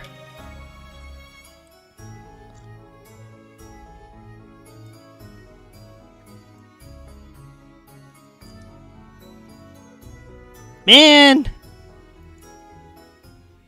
I'm almost home. Wait for me, guys. I wake up beneath the shade of a large tree. Is this the start of another twisted story? I don't know anymore. My whole body is sore, and there are knots in my back. I take a deep breath. This place looks like Elysium. It looks like a meadow. Not too far from the guild hall, actually, but... Tenkaku, is that you? Did it work? They're back! Look, I see them over there! For real? Move out of the way, Bettle. Why single me out like that? Everyone else is in your way, too! Wait, did we really find Tenkaku? I was worried we were going to have to make signs for a missing person. Finally! Now that we've found Tenkaku, we can call this done and get the Halloween party started like we wanted to. Oh hey, it's the gang! As the Tempest Guild members come closer to me, I prop myself upright at the base of the tree. I'm stunned and at a loss for words. Because I experienced so many tragedies, I don't know what to say to them. Would they believe me if I told them what I saw? Well, okay, we know Shinri certainly would. I'm sure all the other guys are great too. No, they definitely been real. I can't believe otherwise. Sorry everyone for making you worry. How long have you guys been looking for me? Way too long. By that I mean a couple of days now. Are you alright? You look like you've been through it. Want me to carry you back? How do I even approach this subject? Was I here the whole time? What did I look like when you saw me? You looked like you were sleeping just now, but you definitely weren't here the whole time. We searched most of Elysium for you after you were gone for too long. Yeah, Altera sent me and Shinri out this way to check yesterday. We didn't see you then, but maybe we just didn't notice? Who knows? No, that's not it. I was over here 2 or 3 times when we looked. So I must have really disappeared and then reappeared here. I physically wound up on the other side, just like I thought. And now, after experiencing those 6 different tragedies, I'm back here. I don't know where to begin explaining what happened to the boys, so I'll save it for another day. For now, I'm just relieved to be back. Things are going to be okay now. I missed them. I missed these guys so much. I had some really bad dreams. Really, really bad dreams. I don't know why I was out for so long, but that's about all I can say. That's okay. I get it. I understand that feeling too. The two of them look at each other as if they know something. I don't, before they look at me again. Come to think of it, hadn't their doppelgangers had doppelgangers had come into contact with their other selves, allegedly. I guess I'll just find an opportunity to ask them one day. Let's not beat around the bush. We should get Tenkaku out of the dirt. So are we still going to open the hall for the party? Think it can't hurt. That's a good way to welcome Tenkaku back. Oh right, we've got to get the sound system up for karaoke. Oh no. Come on, Tenkaku, let's get you back inside. The boys help me from the grass and lead me back towards the guild hall. When I'm on both feet, I'm met by a group hug. Some of them muss my hair or tease me, but I don't pay attention because I'm home. I'm home. Finally home. I'm where I belong. I can't even describe how relieved I am. How good that feels. As the Tempest Guild Hall slowly comes into view, I look forward to a Halloween spent together with my friends.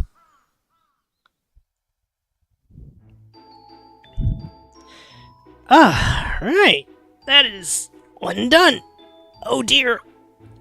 Oh! I will say, the first 3 stories did not interest me that much. Actually, scratch that. It's like, I think out of all of them, Shinri's was my favorite story. Though more so because I did not see this one coming. Battle was also another one I did not see coming at all. Like, good lord.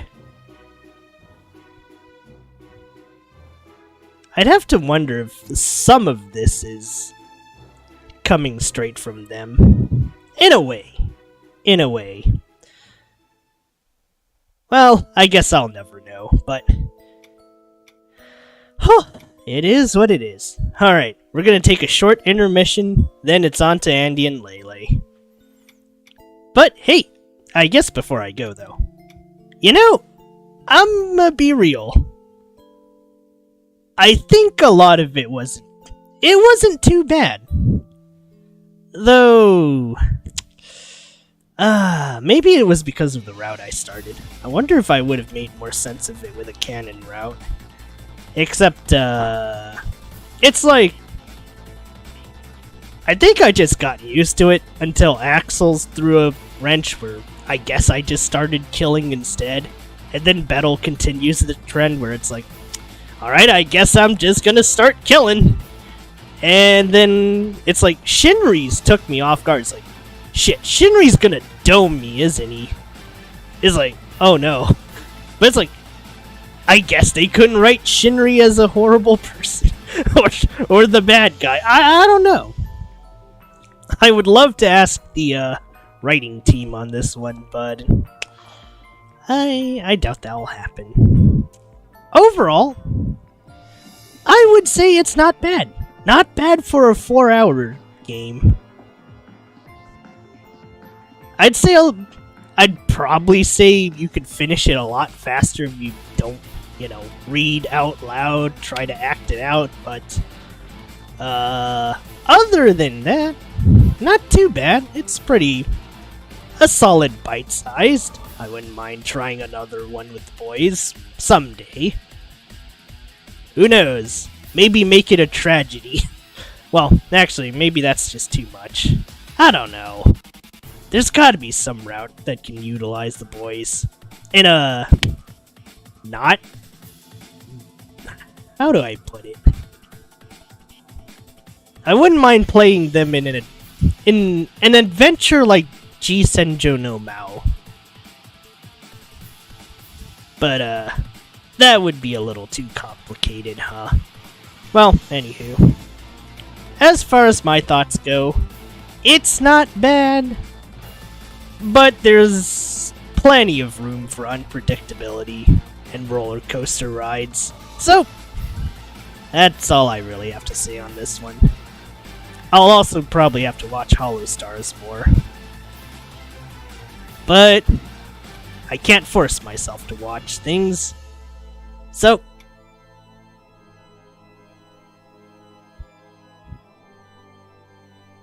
I guess if it ever comes up again, I will probably try to watch at least 1 to 5 things from each member, just to see if I can gauge it out a bit better. Alright, well, it's time for that intermission. Then I gotta fire up Andy and Leyley. I did say 2, I meant 2. I don't know if I'll finish Andy and Leyley in one sitting, but it's very much worth a try. Let me just capture this one.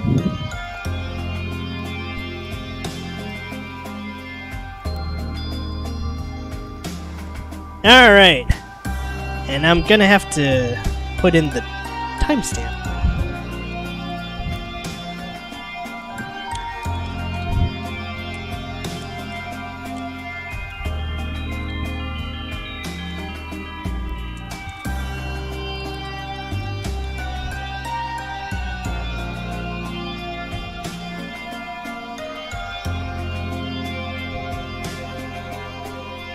Alright.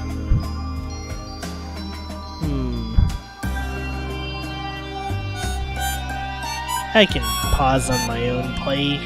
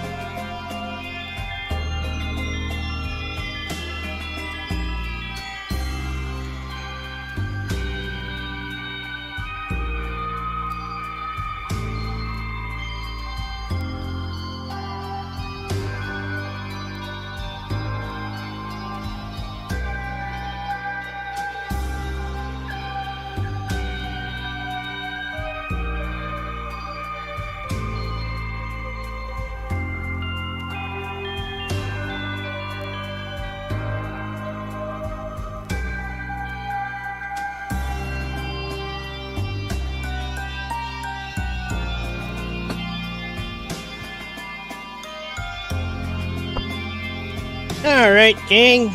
Let's do this. I'm gonna have to change that. Hold on.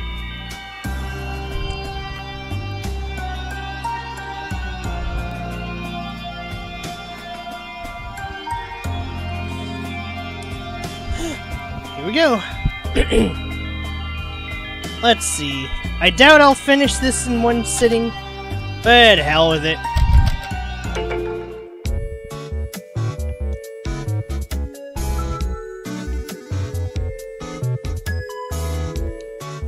It's too pricey.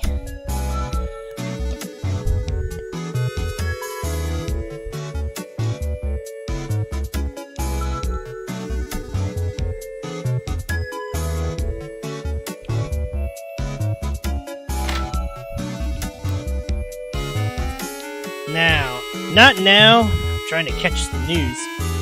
There isn't going to be anything about us in there, no matter how many times you check. Whatever. Did you find the gun yet? Also, pack your things. We have to leave in the morning. Reclaimed your gun. So it's not really yours anyway. But whatever. The warden's gun is yours now. Leave it to Andrew to insist on getting a room with 2 separate beds, only to have a panic attack every other night.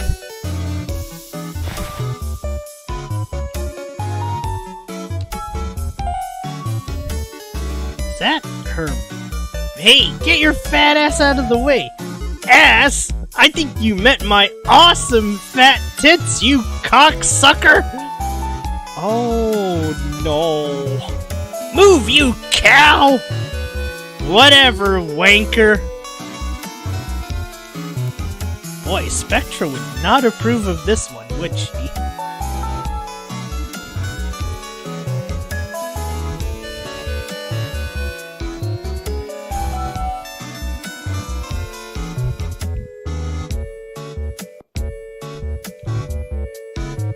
Andrew has been hoarding newspapers ever since you arrived.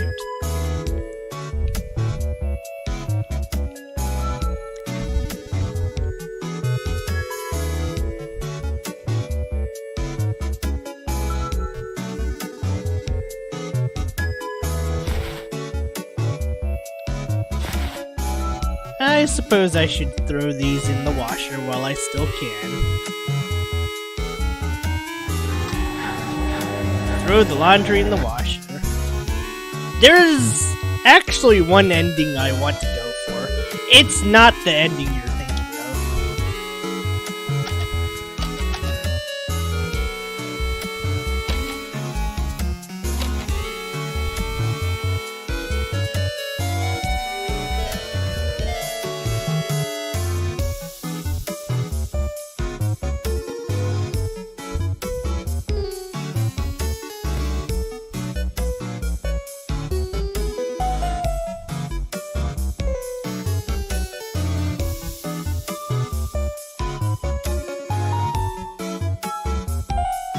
All done. You're welcome.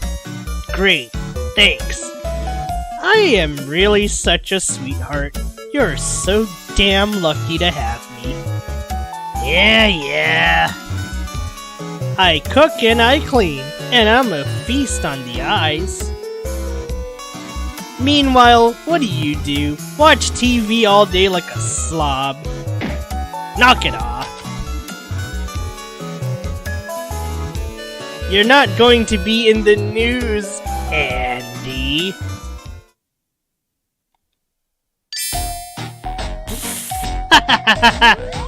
I should have known. Ooh, what are you going to do about it, Andy? Gonna choke me out again? Are you? Wow! Alright, I just had a thought. Holy shit. It's not a good one. Well, you know what? Does she like being choked? That sounds terrible. Do you want me to? Okay, Andrew said my thoughts on it. Oh, come on. I'm kidding. It's all in good fun. I thought we were fine. We are! I'm just messing around. It's just a nickname. Get over yourself. It's the only thing I asked of you. And it's symbolic, dumbass. You and your romanticism, shove it up your ass. I don't know what I was expecting. Listen, I'm behaving. What more do you want? I'm being so good to you. Are you? Because I'm getting the opposite impression here. Yeah, you think I'm so awful, huh? You want to see what it's like when I actually misbehave? I could be so much worse. Should I show you just how awful I really am? Oh my, these two are getting very chummy. Go for it! Though you're going to find me a lot less accommodating than Andy. And now to some less important news. One of the quarantined apartments has had a bit of a situation. Nothing major, just a fire that burned the whole place down. Everybody died! Yes! Everybody! I am lively today for some reason. A representation of the water company is... No wait, a representative of the water company is here with us today. Is there anything you'd like to add? Yes, my deepest condolences to the family members of the deceased. This apartment was definitely not a wholly mismanaged mess, better burned to the ground. Therefore, it is so sad that this happened. To ease that sadness, we recommend you try our Toxie soda. We just rolled out 3 new and exciting flavor. Excuse me, sir. Seems like something seems to be going wrong with your microphone. I'm sure you meant to say drink our trusty Bubbly Popply, which happens to be our sponsor. And it doesn't even make your organs bleed out of your ass, unlike some alternatives. Anyway, that was all for now. Tune in later for more wholesome news to cheer up your day. That was our apartment, wasn't it? Was being the correct tense, indeed. Did I leave the oven on? It said everybody died. Oh, that's great, isn't it? They must think we died too, and all the evidence of our escapades, let's say, has been incinerated. I wonder about that. I told you it all work out. That still leaves us homeless and just about penniless. But whatever. Things are clearly going to sort themselves out. I'm gonna get some sleep. Good night. I'm gonna stay up a bit longer. Maybe the late night news will have more information on the fire. See for yourself. Good night. Wait, can I troll him again? Hey you! Are you tired of drinking the same old water every day? Yeah, it's so wet. Have you tried Toxie soda? It's water, but worse! Now in 3 new flavors. Awful, gross, and nasty. Try them today! Toxie soda. Tastes like life. I don't know why I'm drinking this.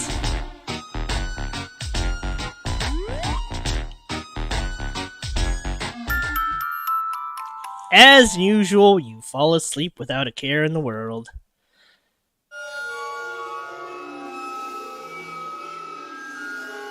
Someone has entered the room.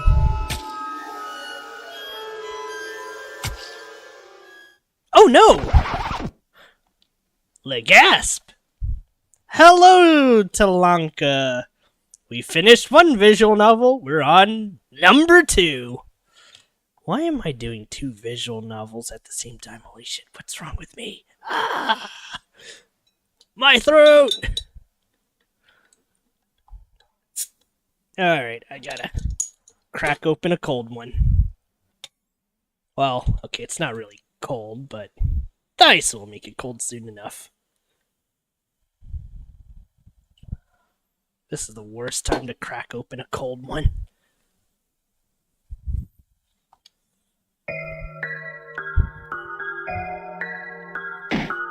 Wake up! We've gotta go! Get up! I had a vision!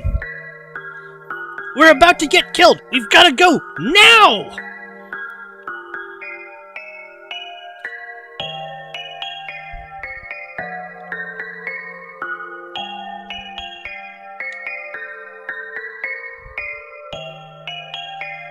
So, want to stay here and see if the killer actually shows up? And what did I do to get murdered in my sleep anyways? Might be a bit risky staying here. You don't know which direction they came from, right? Assuming anyone shows up anyway. They will, I'm sure. And so you stand there and wait. And wait. And wait. Andrew lights up his 4th cigarette. Another one? Way to blow money. Blow it out of your ass. I'm bored and cold. You're probably cold because that crap messes with your blood circulation. Okay, Mom. Makes you impotent too, by the way. It didn't sound like I'd be meeting any girls anytime soon anyway. What's stopping you? I'd say enough! Quiet, you. I thought we were hiding.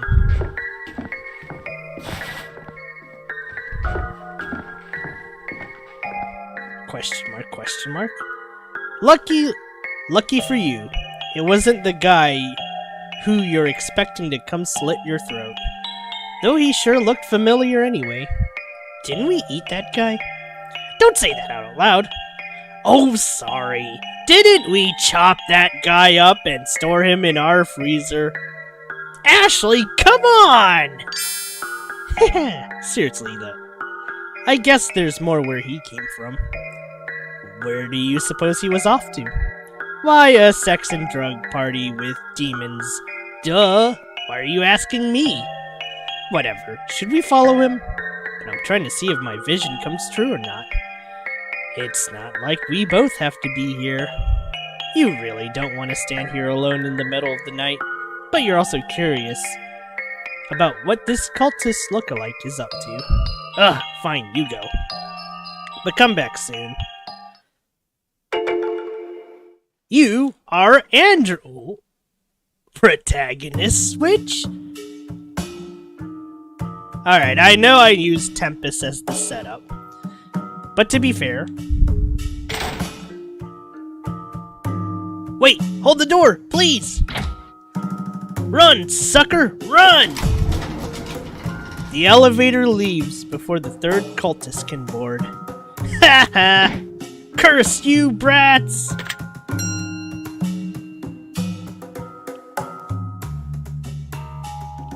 It's time to investigate.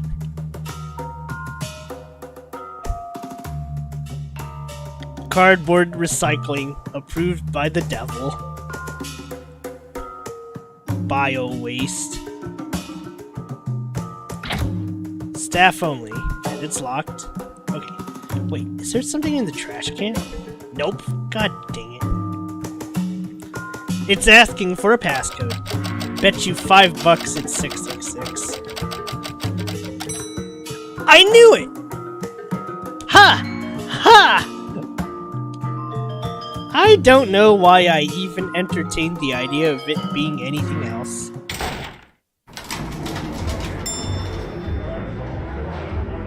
Huh? What? Who let you in? Sorry, was I not supposed to be here?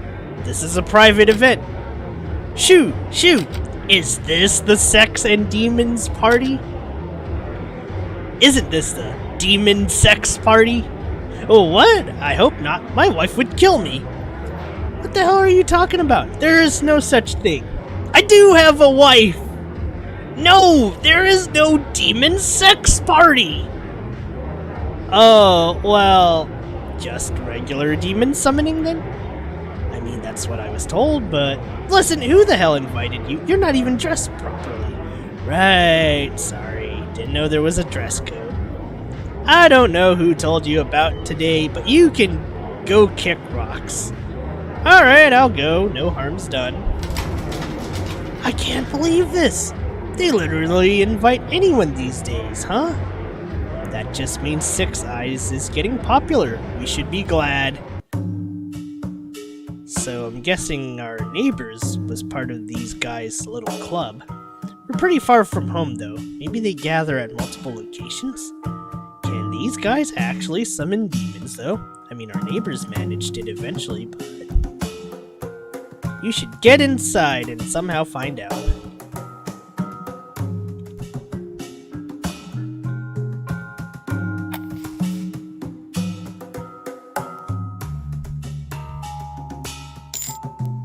There's a key. Got employee key. Let's go.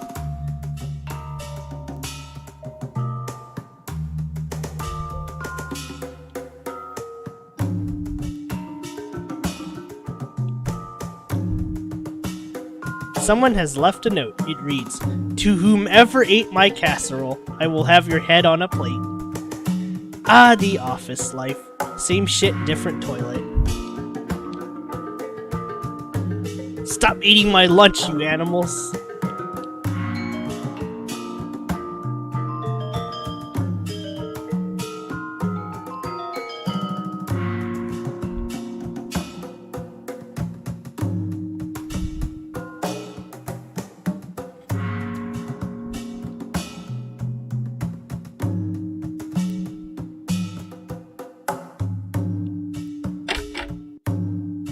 The buttons won't work without a swipe tag.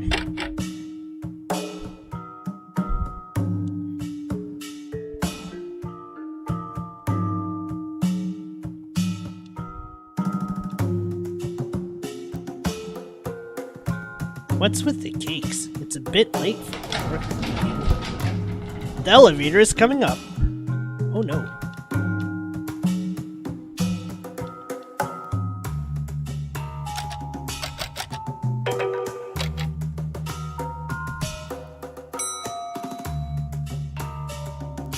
This is going to take 2 trips.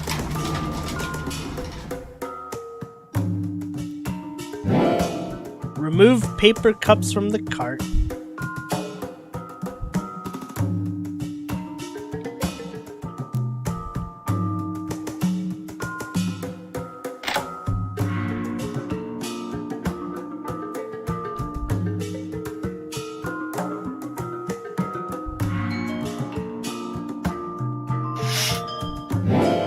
Got curtain. You wrap yourself in the curtain like a ghost and stuff yourself inside the cart. Why does this work? The cultist hastily shoves a piece of cake into his mouth. Oh, Dark Lord, that is good. He carts you into the elevator. How is this cart so much heavier than the others? Gasp! Could it be the weight of my sins? No! Okay, be cool. No one has to know. It's between me and the devil. Just act normal. Did I miss it? Shh. I can't see anything from here.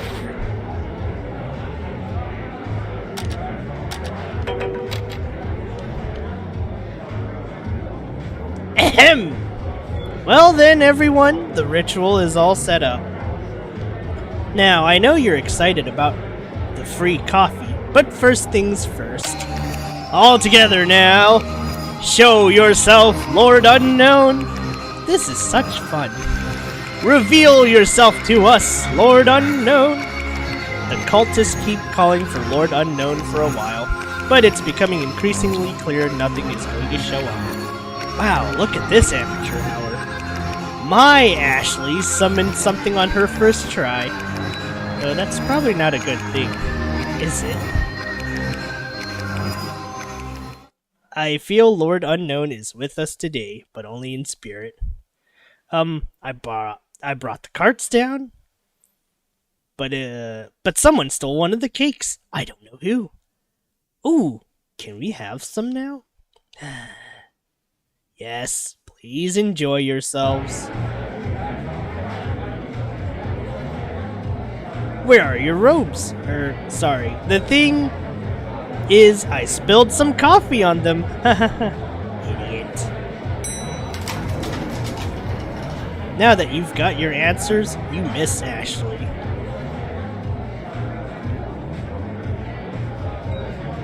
Someone was underdressed. Those cheap asses offer milk for the coffee instead of cream. And the beer they sell tastes like piss. Not that I've ever Wow, Bear Grylls in here. Converse. Where'd you hear about this gathering in the first place? The occult magazine I'm subscribed to had an ad. I figured it was going to be lame, but thought I'd come check, since I don't live too far anyway. What about you? Same. Anyway, I gotta go. It was nice talking to you. See you next time. What next time? I thought she didn't like it here. It should be fine to take 2 pieces, right? Look how many there are.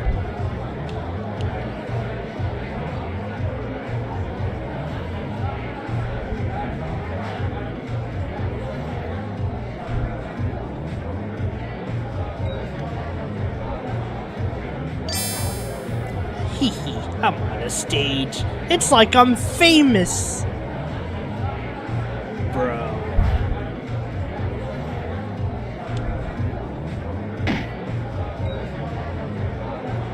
Hey, didn't we already tell you to beat it? Oh, are they done? How'd the summoning go? Ah, no! Look, man, you're ruining the whole vibe with that getup. Yeah, you can't come in here dressed like this again. The whole point is that we don't know who's who. You know what? I think you're right. Shame on me. I'll leave right away. Good! Just don't let this happen again. Have a good night! Mixed waste.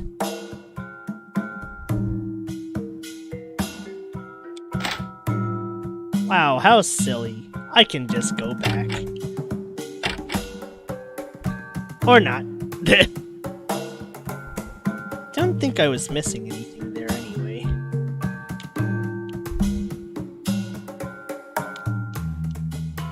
Are you done snooping on the cultist? Yeah, so there's apparently a little cultist club where they all gather around for some demon and treats. But they can't summon for shit. Absolutely nothing showed up. Nothing showed up on this end either. I don't understand. I had a vision for sure. There was like... You hear a car.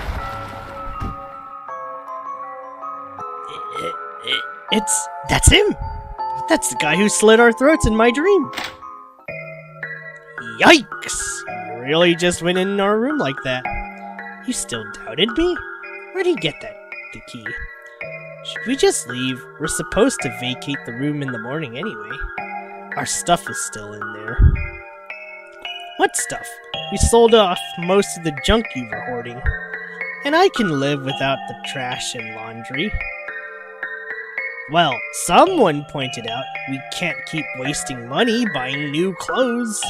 I'm not risking my life getting in there to rescue your socks. It's my better bra, actually. This new one sucks. Still not interested. In fact, I'm somehow even less inclined now. You know nothing of my troubles. Regardless, I think we have to kill that guy, though. This is no random burglary. He's specifically after us for whatever reason. Like somehow he tracked us down. So even if we run away now, won't he keep coming after us? That's not wrong, but... And why is he still in the room? We're not even in there. Well, if I was him, I'd figure we're out getting food or something. So now he's probably waiting to kill us upon entry. Unlikely, since he wants to go about this quietly. He's definitely hiding in the closet or something, waiting for us to go back to sleep. Then he'll kill us in our sleep, just like in my vision, again. And you know this. How? I know this because that's what I do, duh!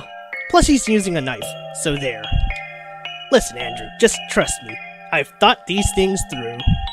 You question not why she's thought about such things. Now, enough dilly-dallying. Let's get in there and pretend we forgot something.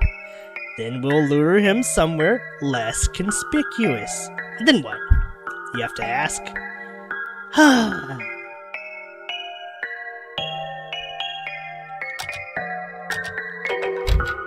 Wait.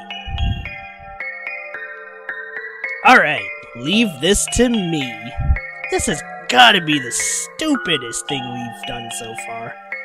Personally, I think shooting fireworks indoors was dumber. But hey, opinions. Which, if I may add, was also your idea. I was 12! You should have stopped me! So should I talk you out of this one, or... No, shut up and follow my lead. You are Ashley. No one has stepped forth to kill you yet. Oh gosh jolly, Andrew. I just realized our impromptu night walk to the store has left me parched. Is that so? Let us return to the gas stop at once. And since we want to be so quick about it, let's take a shortcut through the park, where we may frolic amongst the foliage, shielded from sight. How's that sound? Terrific. Let's go. Not so fast. Let me grab my things first. I just realized that I don't trust the staff in here. Given you are about to roam with a hitman around, would you like to save the game? Oops. And died, which is the best part. For the record, Andrew doesn't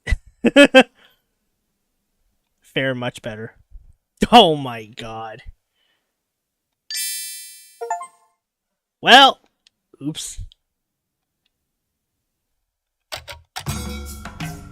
Let's not do the obvious.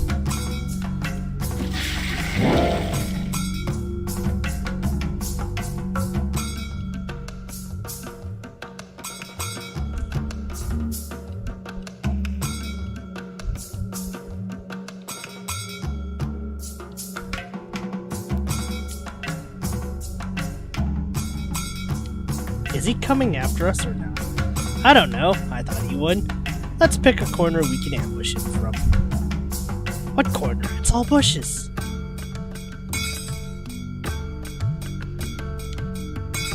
Here, this tree will hide us nicely. What are we going to do if he just stays at the motel? Well, I guess we'll just leave then. We'll grow eyes in the back of our heads and keep watching over our shoulders at all times. Ugh, what a pain. I can't believe I'm actually hoping he'd show up now. Good! Don't feel bad about murdering a murderer. And on that note... Not it! You're making me do it again? Dude only has a knife! You got this! Ah, I hear footsteps, I think. Ashley, wait, I've never fired a gun. Crap, I think he stopped. I can't hear anything anymore. You can't ambush a killer that's waiting to ambush you. And you can't very well start looking for him either. Not without letting him know that you know he's here. Crap, did we whisper too loudly? Is he onto us? Why'd he stop? To see what we're up to? Bet this all looks suspicious as hell. This doesn't look like anything. He shouldn't even be able to see us from behind this. Then an idea hits you. Ooh, you dirty boy. Ooh, you dirty boy. No, we can't do it here. Tee-hee. Off I go. Come find me. I don't want to. Ashley, seriously. I don't know how this thing works. No peeking. You are Andrew. The time has come to play hide and seek with a killer and Ashley.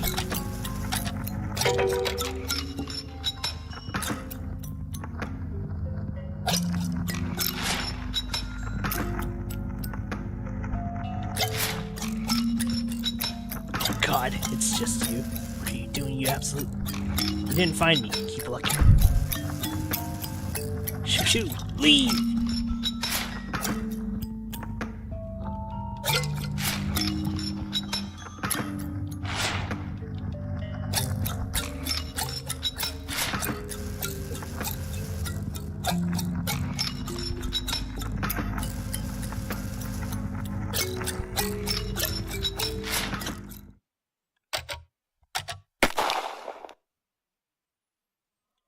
Did I?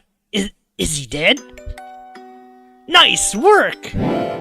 Ashley reclaims her gun. Hee hee, I knew you had it in you.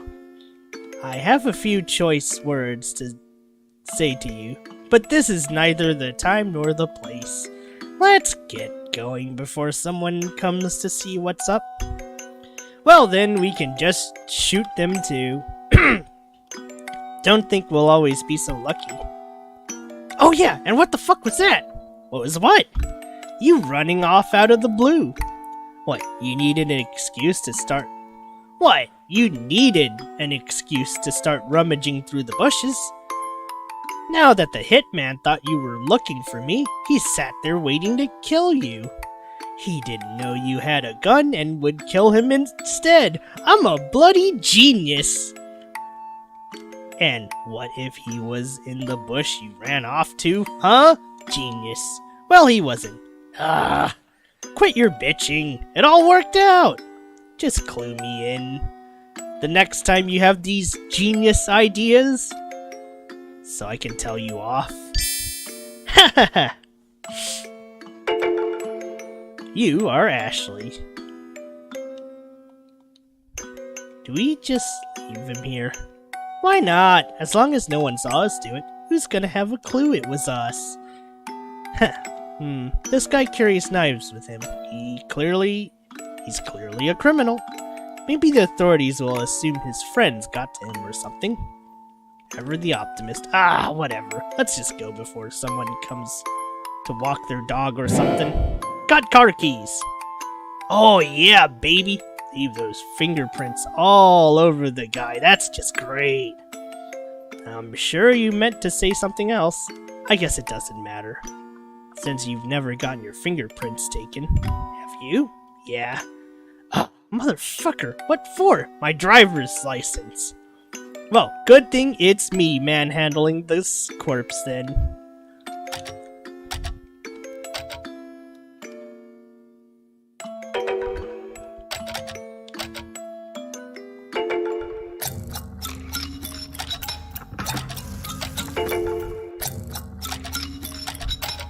Dang it! I can't go back and get the bad ending.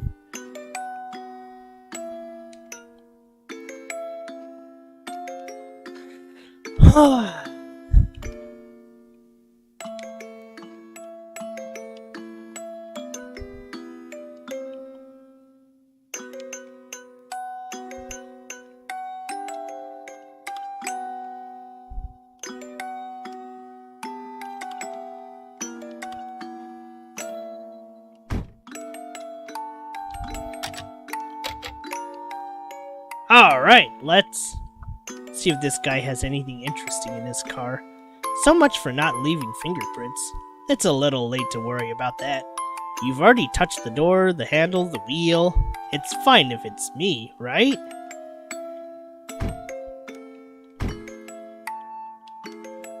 There's an envelope with various papers inside. The most notable one reads, "Dear Mr. Washing Machine, consider this a receipt for your cleaning services.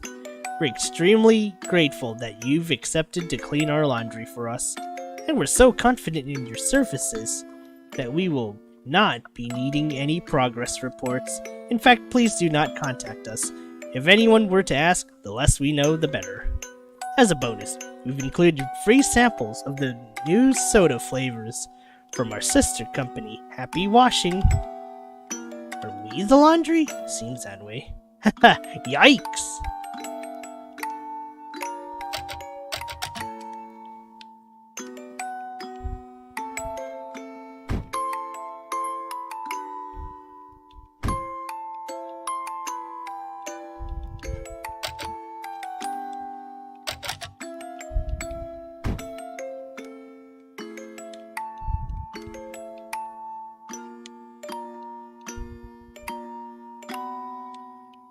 Okay, I think we actually have to go.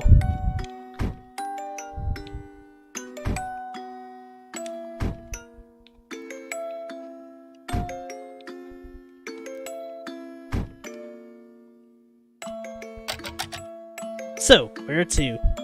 Could you elaborate? We're off to somewhere, right? Got the car and everything now. This isn't exactly the best situation to go joyriding in a stolen car. We barely have enough money to feed us. Fine, let's go take Mom's. For fuck's sakes! Does everything I say go in one ear and out the other? We're never going to talk to anyone we know ever again, remember? Did I say squat about talking to her? Let's go rob the bitch blind and leave! What money do you think she has exactly? I'm sure she's got something. I thought she inherited some jewelry from Grandma. Well, yeah, but she can't sell those. She can't, but I sure can. Ah, no, we still can't go over there. Why not? We've got pursuers or something. Our parents' place is definitely something they've looked into. Listen, Andy. Wrong! Andrew, the pursuer, is taking a nap in the park right now. Do you honestly think you're anywhere near important enough for someone to hire too? If anything, it seems they assume that guy took care of us, and that's that. But the thing is, I'd rather be overly cautious than dead. We'll be quick! Get in there, rob them, kill them, and get out! So now you want to kill our parents. Great! You just said we can't talk to them again anyway, so they might as well be dead. I'm way too tired for this. Fine, we'll just rob them then. Break in while they're at work, get some money, and then get lost. I'll take it. Where do they live now anyway? I know the place, but I don't remember the exact address. She actually told you the address? Yeah? Huh, the only thing she told me was to stop calling her. She probably figured I'd tell you then. What a sloppy job you did. Do forgive me, Ashley. It didn't seem like relevant information at the time. Whatever, just drive. I haven't driven a car in 2 years. Will we be fine? Just don't distract me with anything. Okie dokie. Feet on the floor! My god, it's not even your car. Shut up and put your seatbelt on. Boo, this sucks. Yeah, it sucks. Now hurry up. I'll be goddamned if we get caught in a dead man's car just because we got pulled over for some stupid shit. Make me then. Do you or do you not want to go rob our parents? I said, make me, Andy. Okay, what do you want? if it's to piss me off, then you're nailing it right now. Oh, come on, it's just a joke. I know it's not a joke! Yeah, it is. You get so mad. It's just funny. Listen, I don't know you, Ashley. No, wait, like I don't know you, Ashley. You've pulled this shit before. I have no idea what you're talking about. You'll keep going, Andy, Andy, until I get tired of correcting you. And then suddenly, it's Andy and Leyley and stupid bullshit all over again. Way to read into it. I was honestly just joking around. Well, it's not funny and you're going to stop. Nothing's funny to you anymore. Well, are you going to drive or what? I just don't want to get us in trouble. But you don't have to be such a hard ass about it. I do, though? When you're such a dumbass about it? Just drive. Are you angry? I'm looking out for us. Good lord. In the worst of ways, this is reminding me of Anonymous Agony. Except this game's better written. Fucking drive, Andy! Drive, Andrew.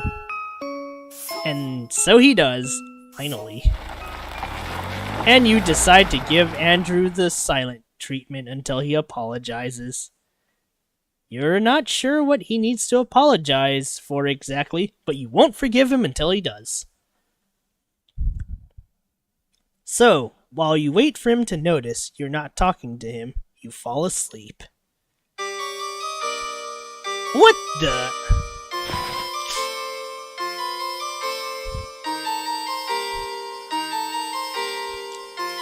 You're pretty sure you're dreaming, but at the same time you feel wide awake.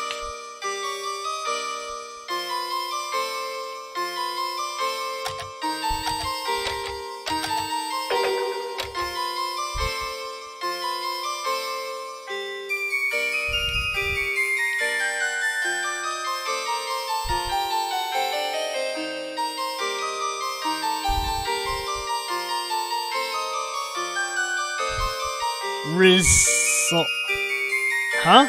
What? Who's there? Where are you? And where am I? Is this another vision or what? There's no response.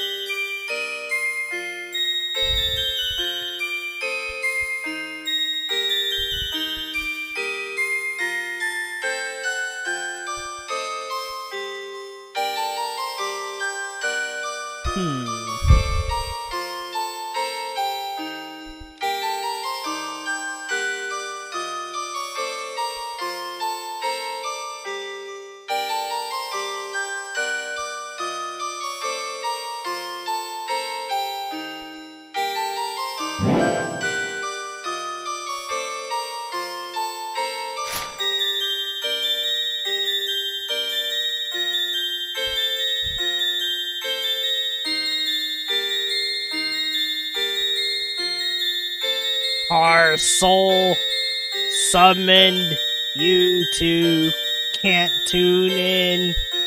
What? You're all muffled. I can't hear anything. The voice continues talking, but you can't make heads or tails of it. Whatever. I should focus on getting out of here anyway.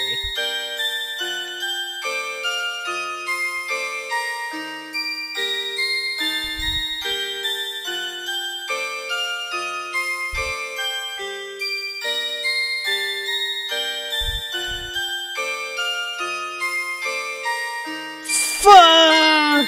Where am I? Everything looks the same.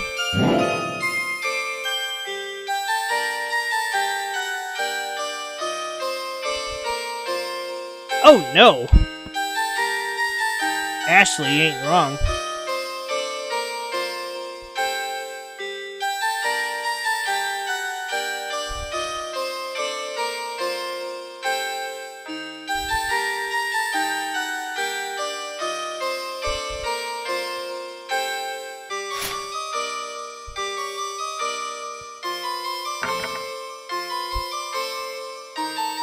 Well, you just avoided falling down into an eternal void.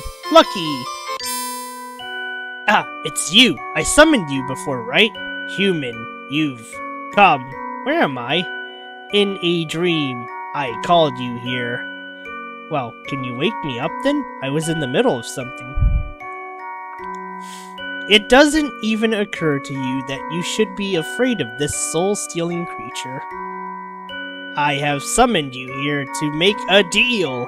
Great, but I can't do this now. What if Andrew tries to talk to me? He needs to know I'm deliberately ignoring him instead of being in a coma or something. The demon couldn't care less about the lover's spat you're having with your brother. It carries on as if you hadn't said a thing. You've used my gift. What? Was it useful? Seeing the future? Ah, yes, the trinket you gave me. Yes, it's been very useful, thank you. Then do you want to see the future again? Sure, I just have to keep holding on to it, right? It's out of energy. I am able to recharge it. Do you want to make a deal? Of course you do. Never has it been a bad idea to make deals with devils. Let's hear it then. What do you want? Human souls. Well, you're not getting mine, so if that was it then. Not yours, Tar soul. Wow! Damn! Is that like an insult or whose then? Just anybody's? And why don't you go get some souls yourself? I cannot enter the human realm unsummoned, like you cannot enter here. I am able to reach you only because of my talisman. But even then, one can only interact between realms through deals. Do we have a deal? I don't really get it, but I can't say I'm not all that interested either. Listen, I really need to get back to my brother. If I offer you a soul, you'll make my talisman trinket dream thing work again, right? Correct.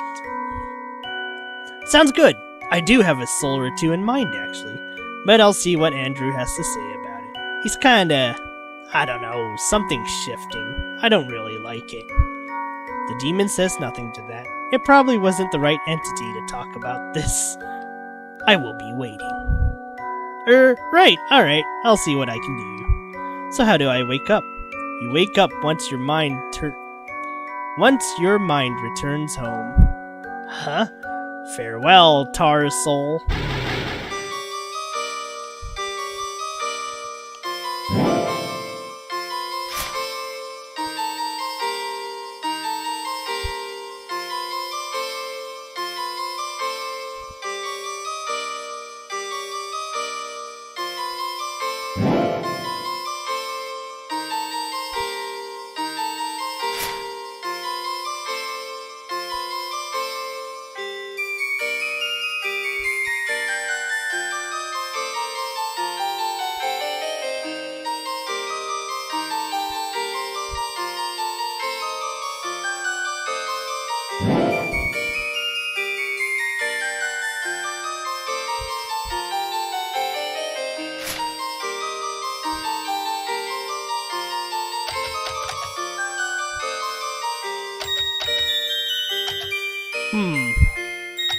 Okay, hold on. I think I have an idea.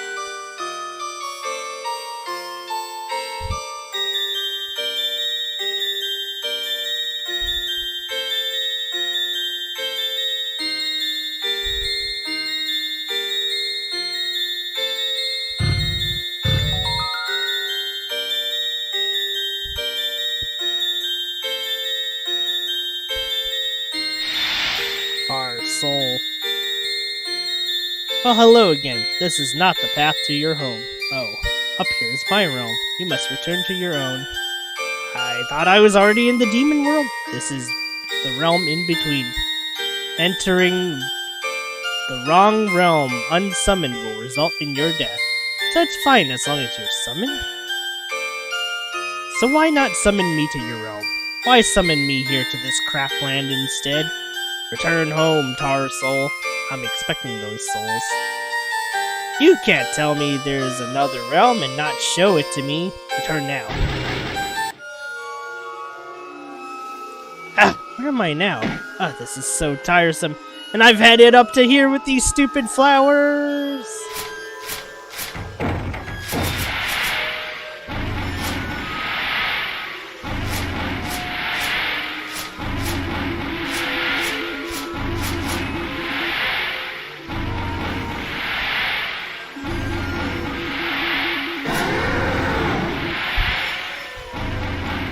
Ashley? Andy? Is that you? Help! Get me out of the shithole! Come on, wake up. It's not funny. I'm trying, jackass! Do something! Help me! Ugh. Oh, thank God. I was a hair away from taking you to the hospital. Huh? Why? That would screw us over, wouldn't it? You wouldn't wake up no matter what I did. God, Ashley, don't scare me like that. What time is it? Like 10 in the morning or something. Mom and Dad should both be at work right now. So, whenever you're ready, I guess. You're only being nice now because you treated me like shit last night. I treated you the way you deserve to be treated. Or actually, no, scratch that. Considering you kept pushing me around all day, I think I was pretty fucking lenient with you.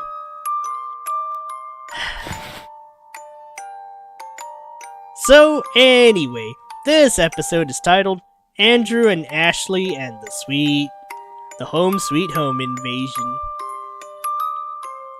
What kind of knockoff cash grab show is that? I'm not interested. Well, it's definitely all about cash grabbing. Ha! I mean, boo! No thank you. No, I saw that. You're into it. Let's go. No, it sucks. Ha ha ha ha ha. But I'm so nice that I'll roll with it for now.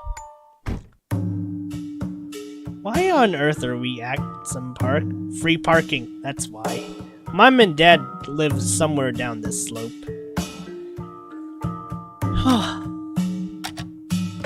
Okay, and that's where I am going to stop for tonight.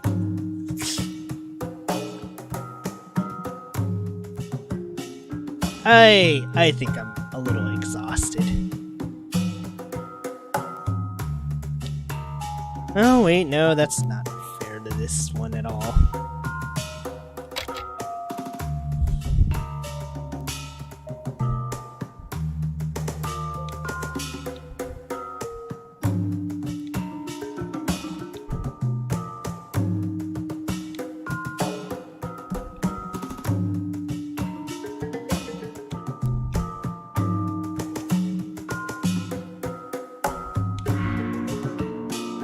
This can't be the right place. Look how nice everything is.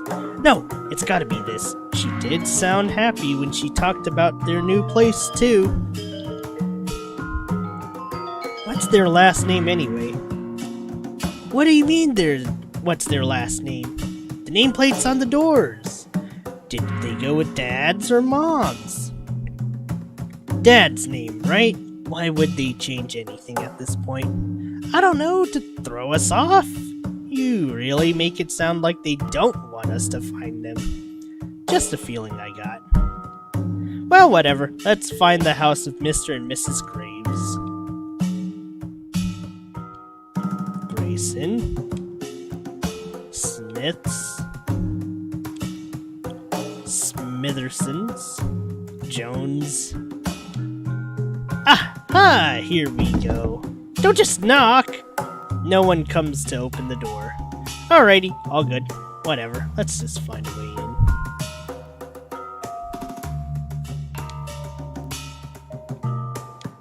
Ooh, come on, look at this place. They've got a garden and everything. Doesn't matter, we'll fill our pockets and go.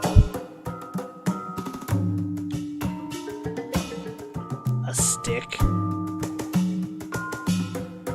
Some palatable potatoes.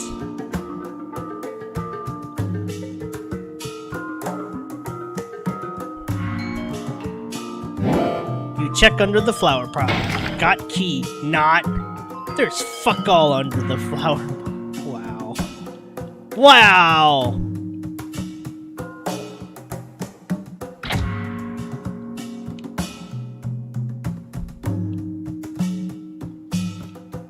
Rocks. Rocks. Oh, I think this window is open. Can you reach it? Nope.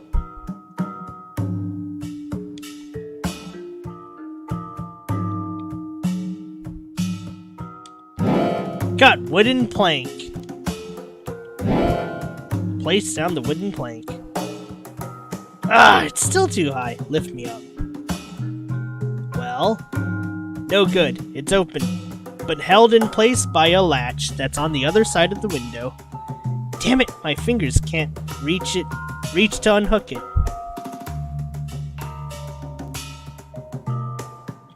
You're just looking for an excuse to touch my ass. Okay, two things. First of all, no. Secondly, like I'd need an excuse. Wow! Now hurry up and find something before I slap you. On my ass or the face? Oh god. I got a hat for this, m'lady. What you... so it's the face. Fine, I'll look for something to unhook the latch with. Oh wait, wasn't there a stick?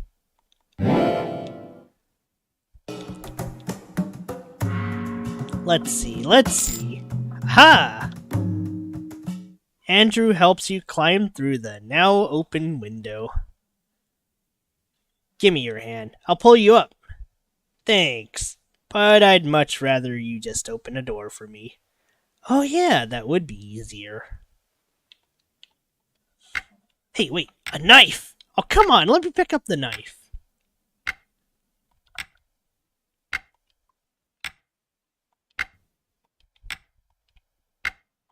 Where'd the knife at?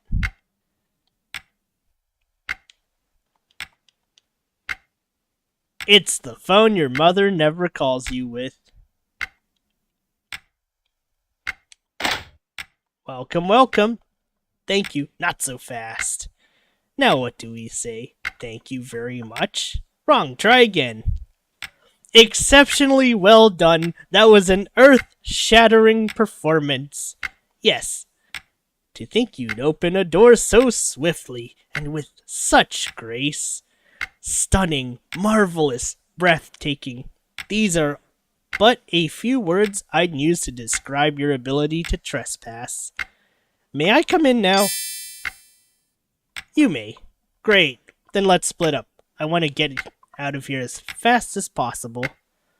Hey, there was something I was wondering about. Right now, can't it wait? Our situation is kind of time sensitive. Well, it can, I guess. Good, then tell me later. Oops.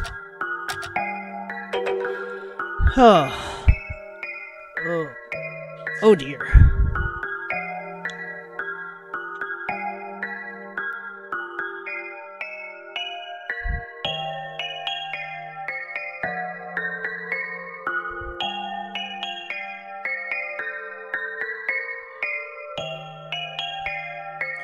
Okay, it feels like I have more than enough for next week.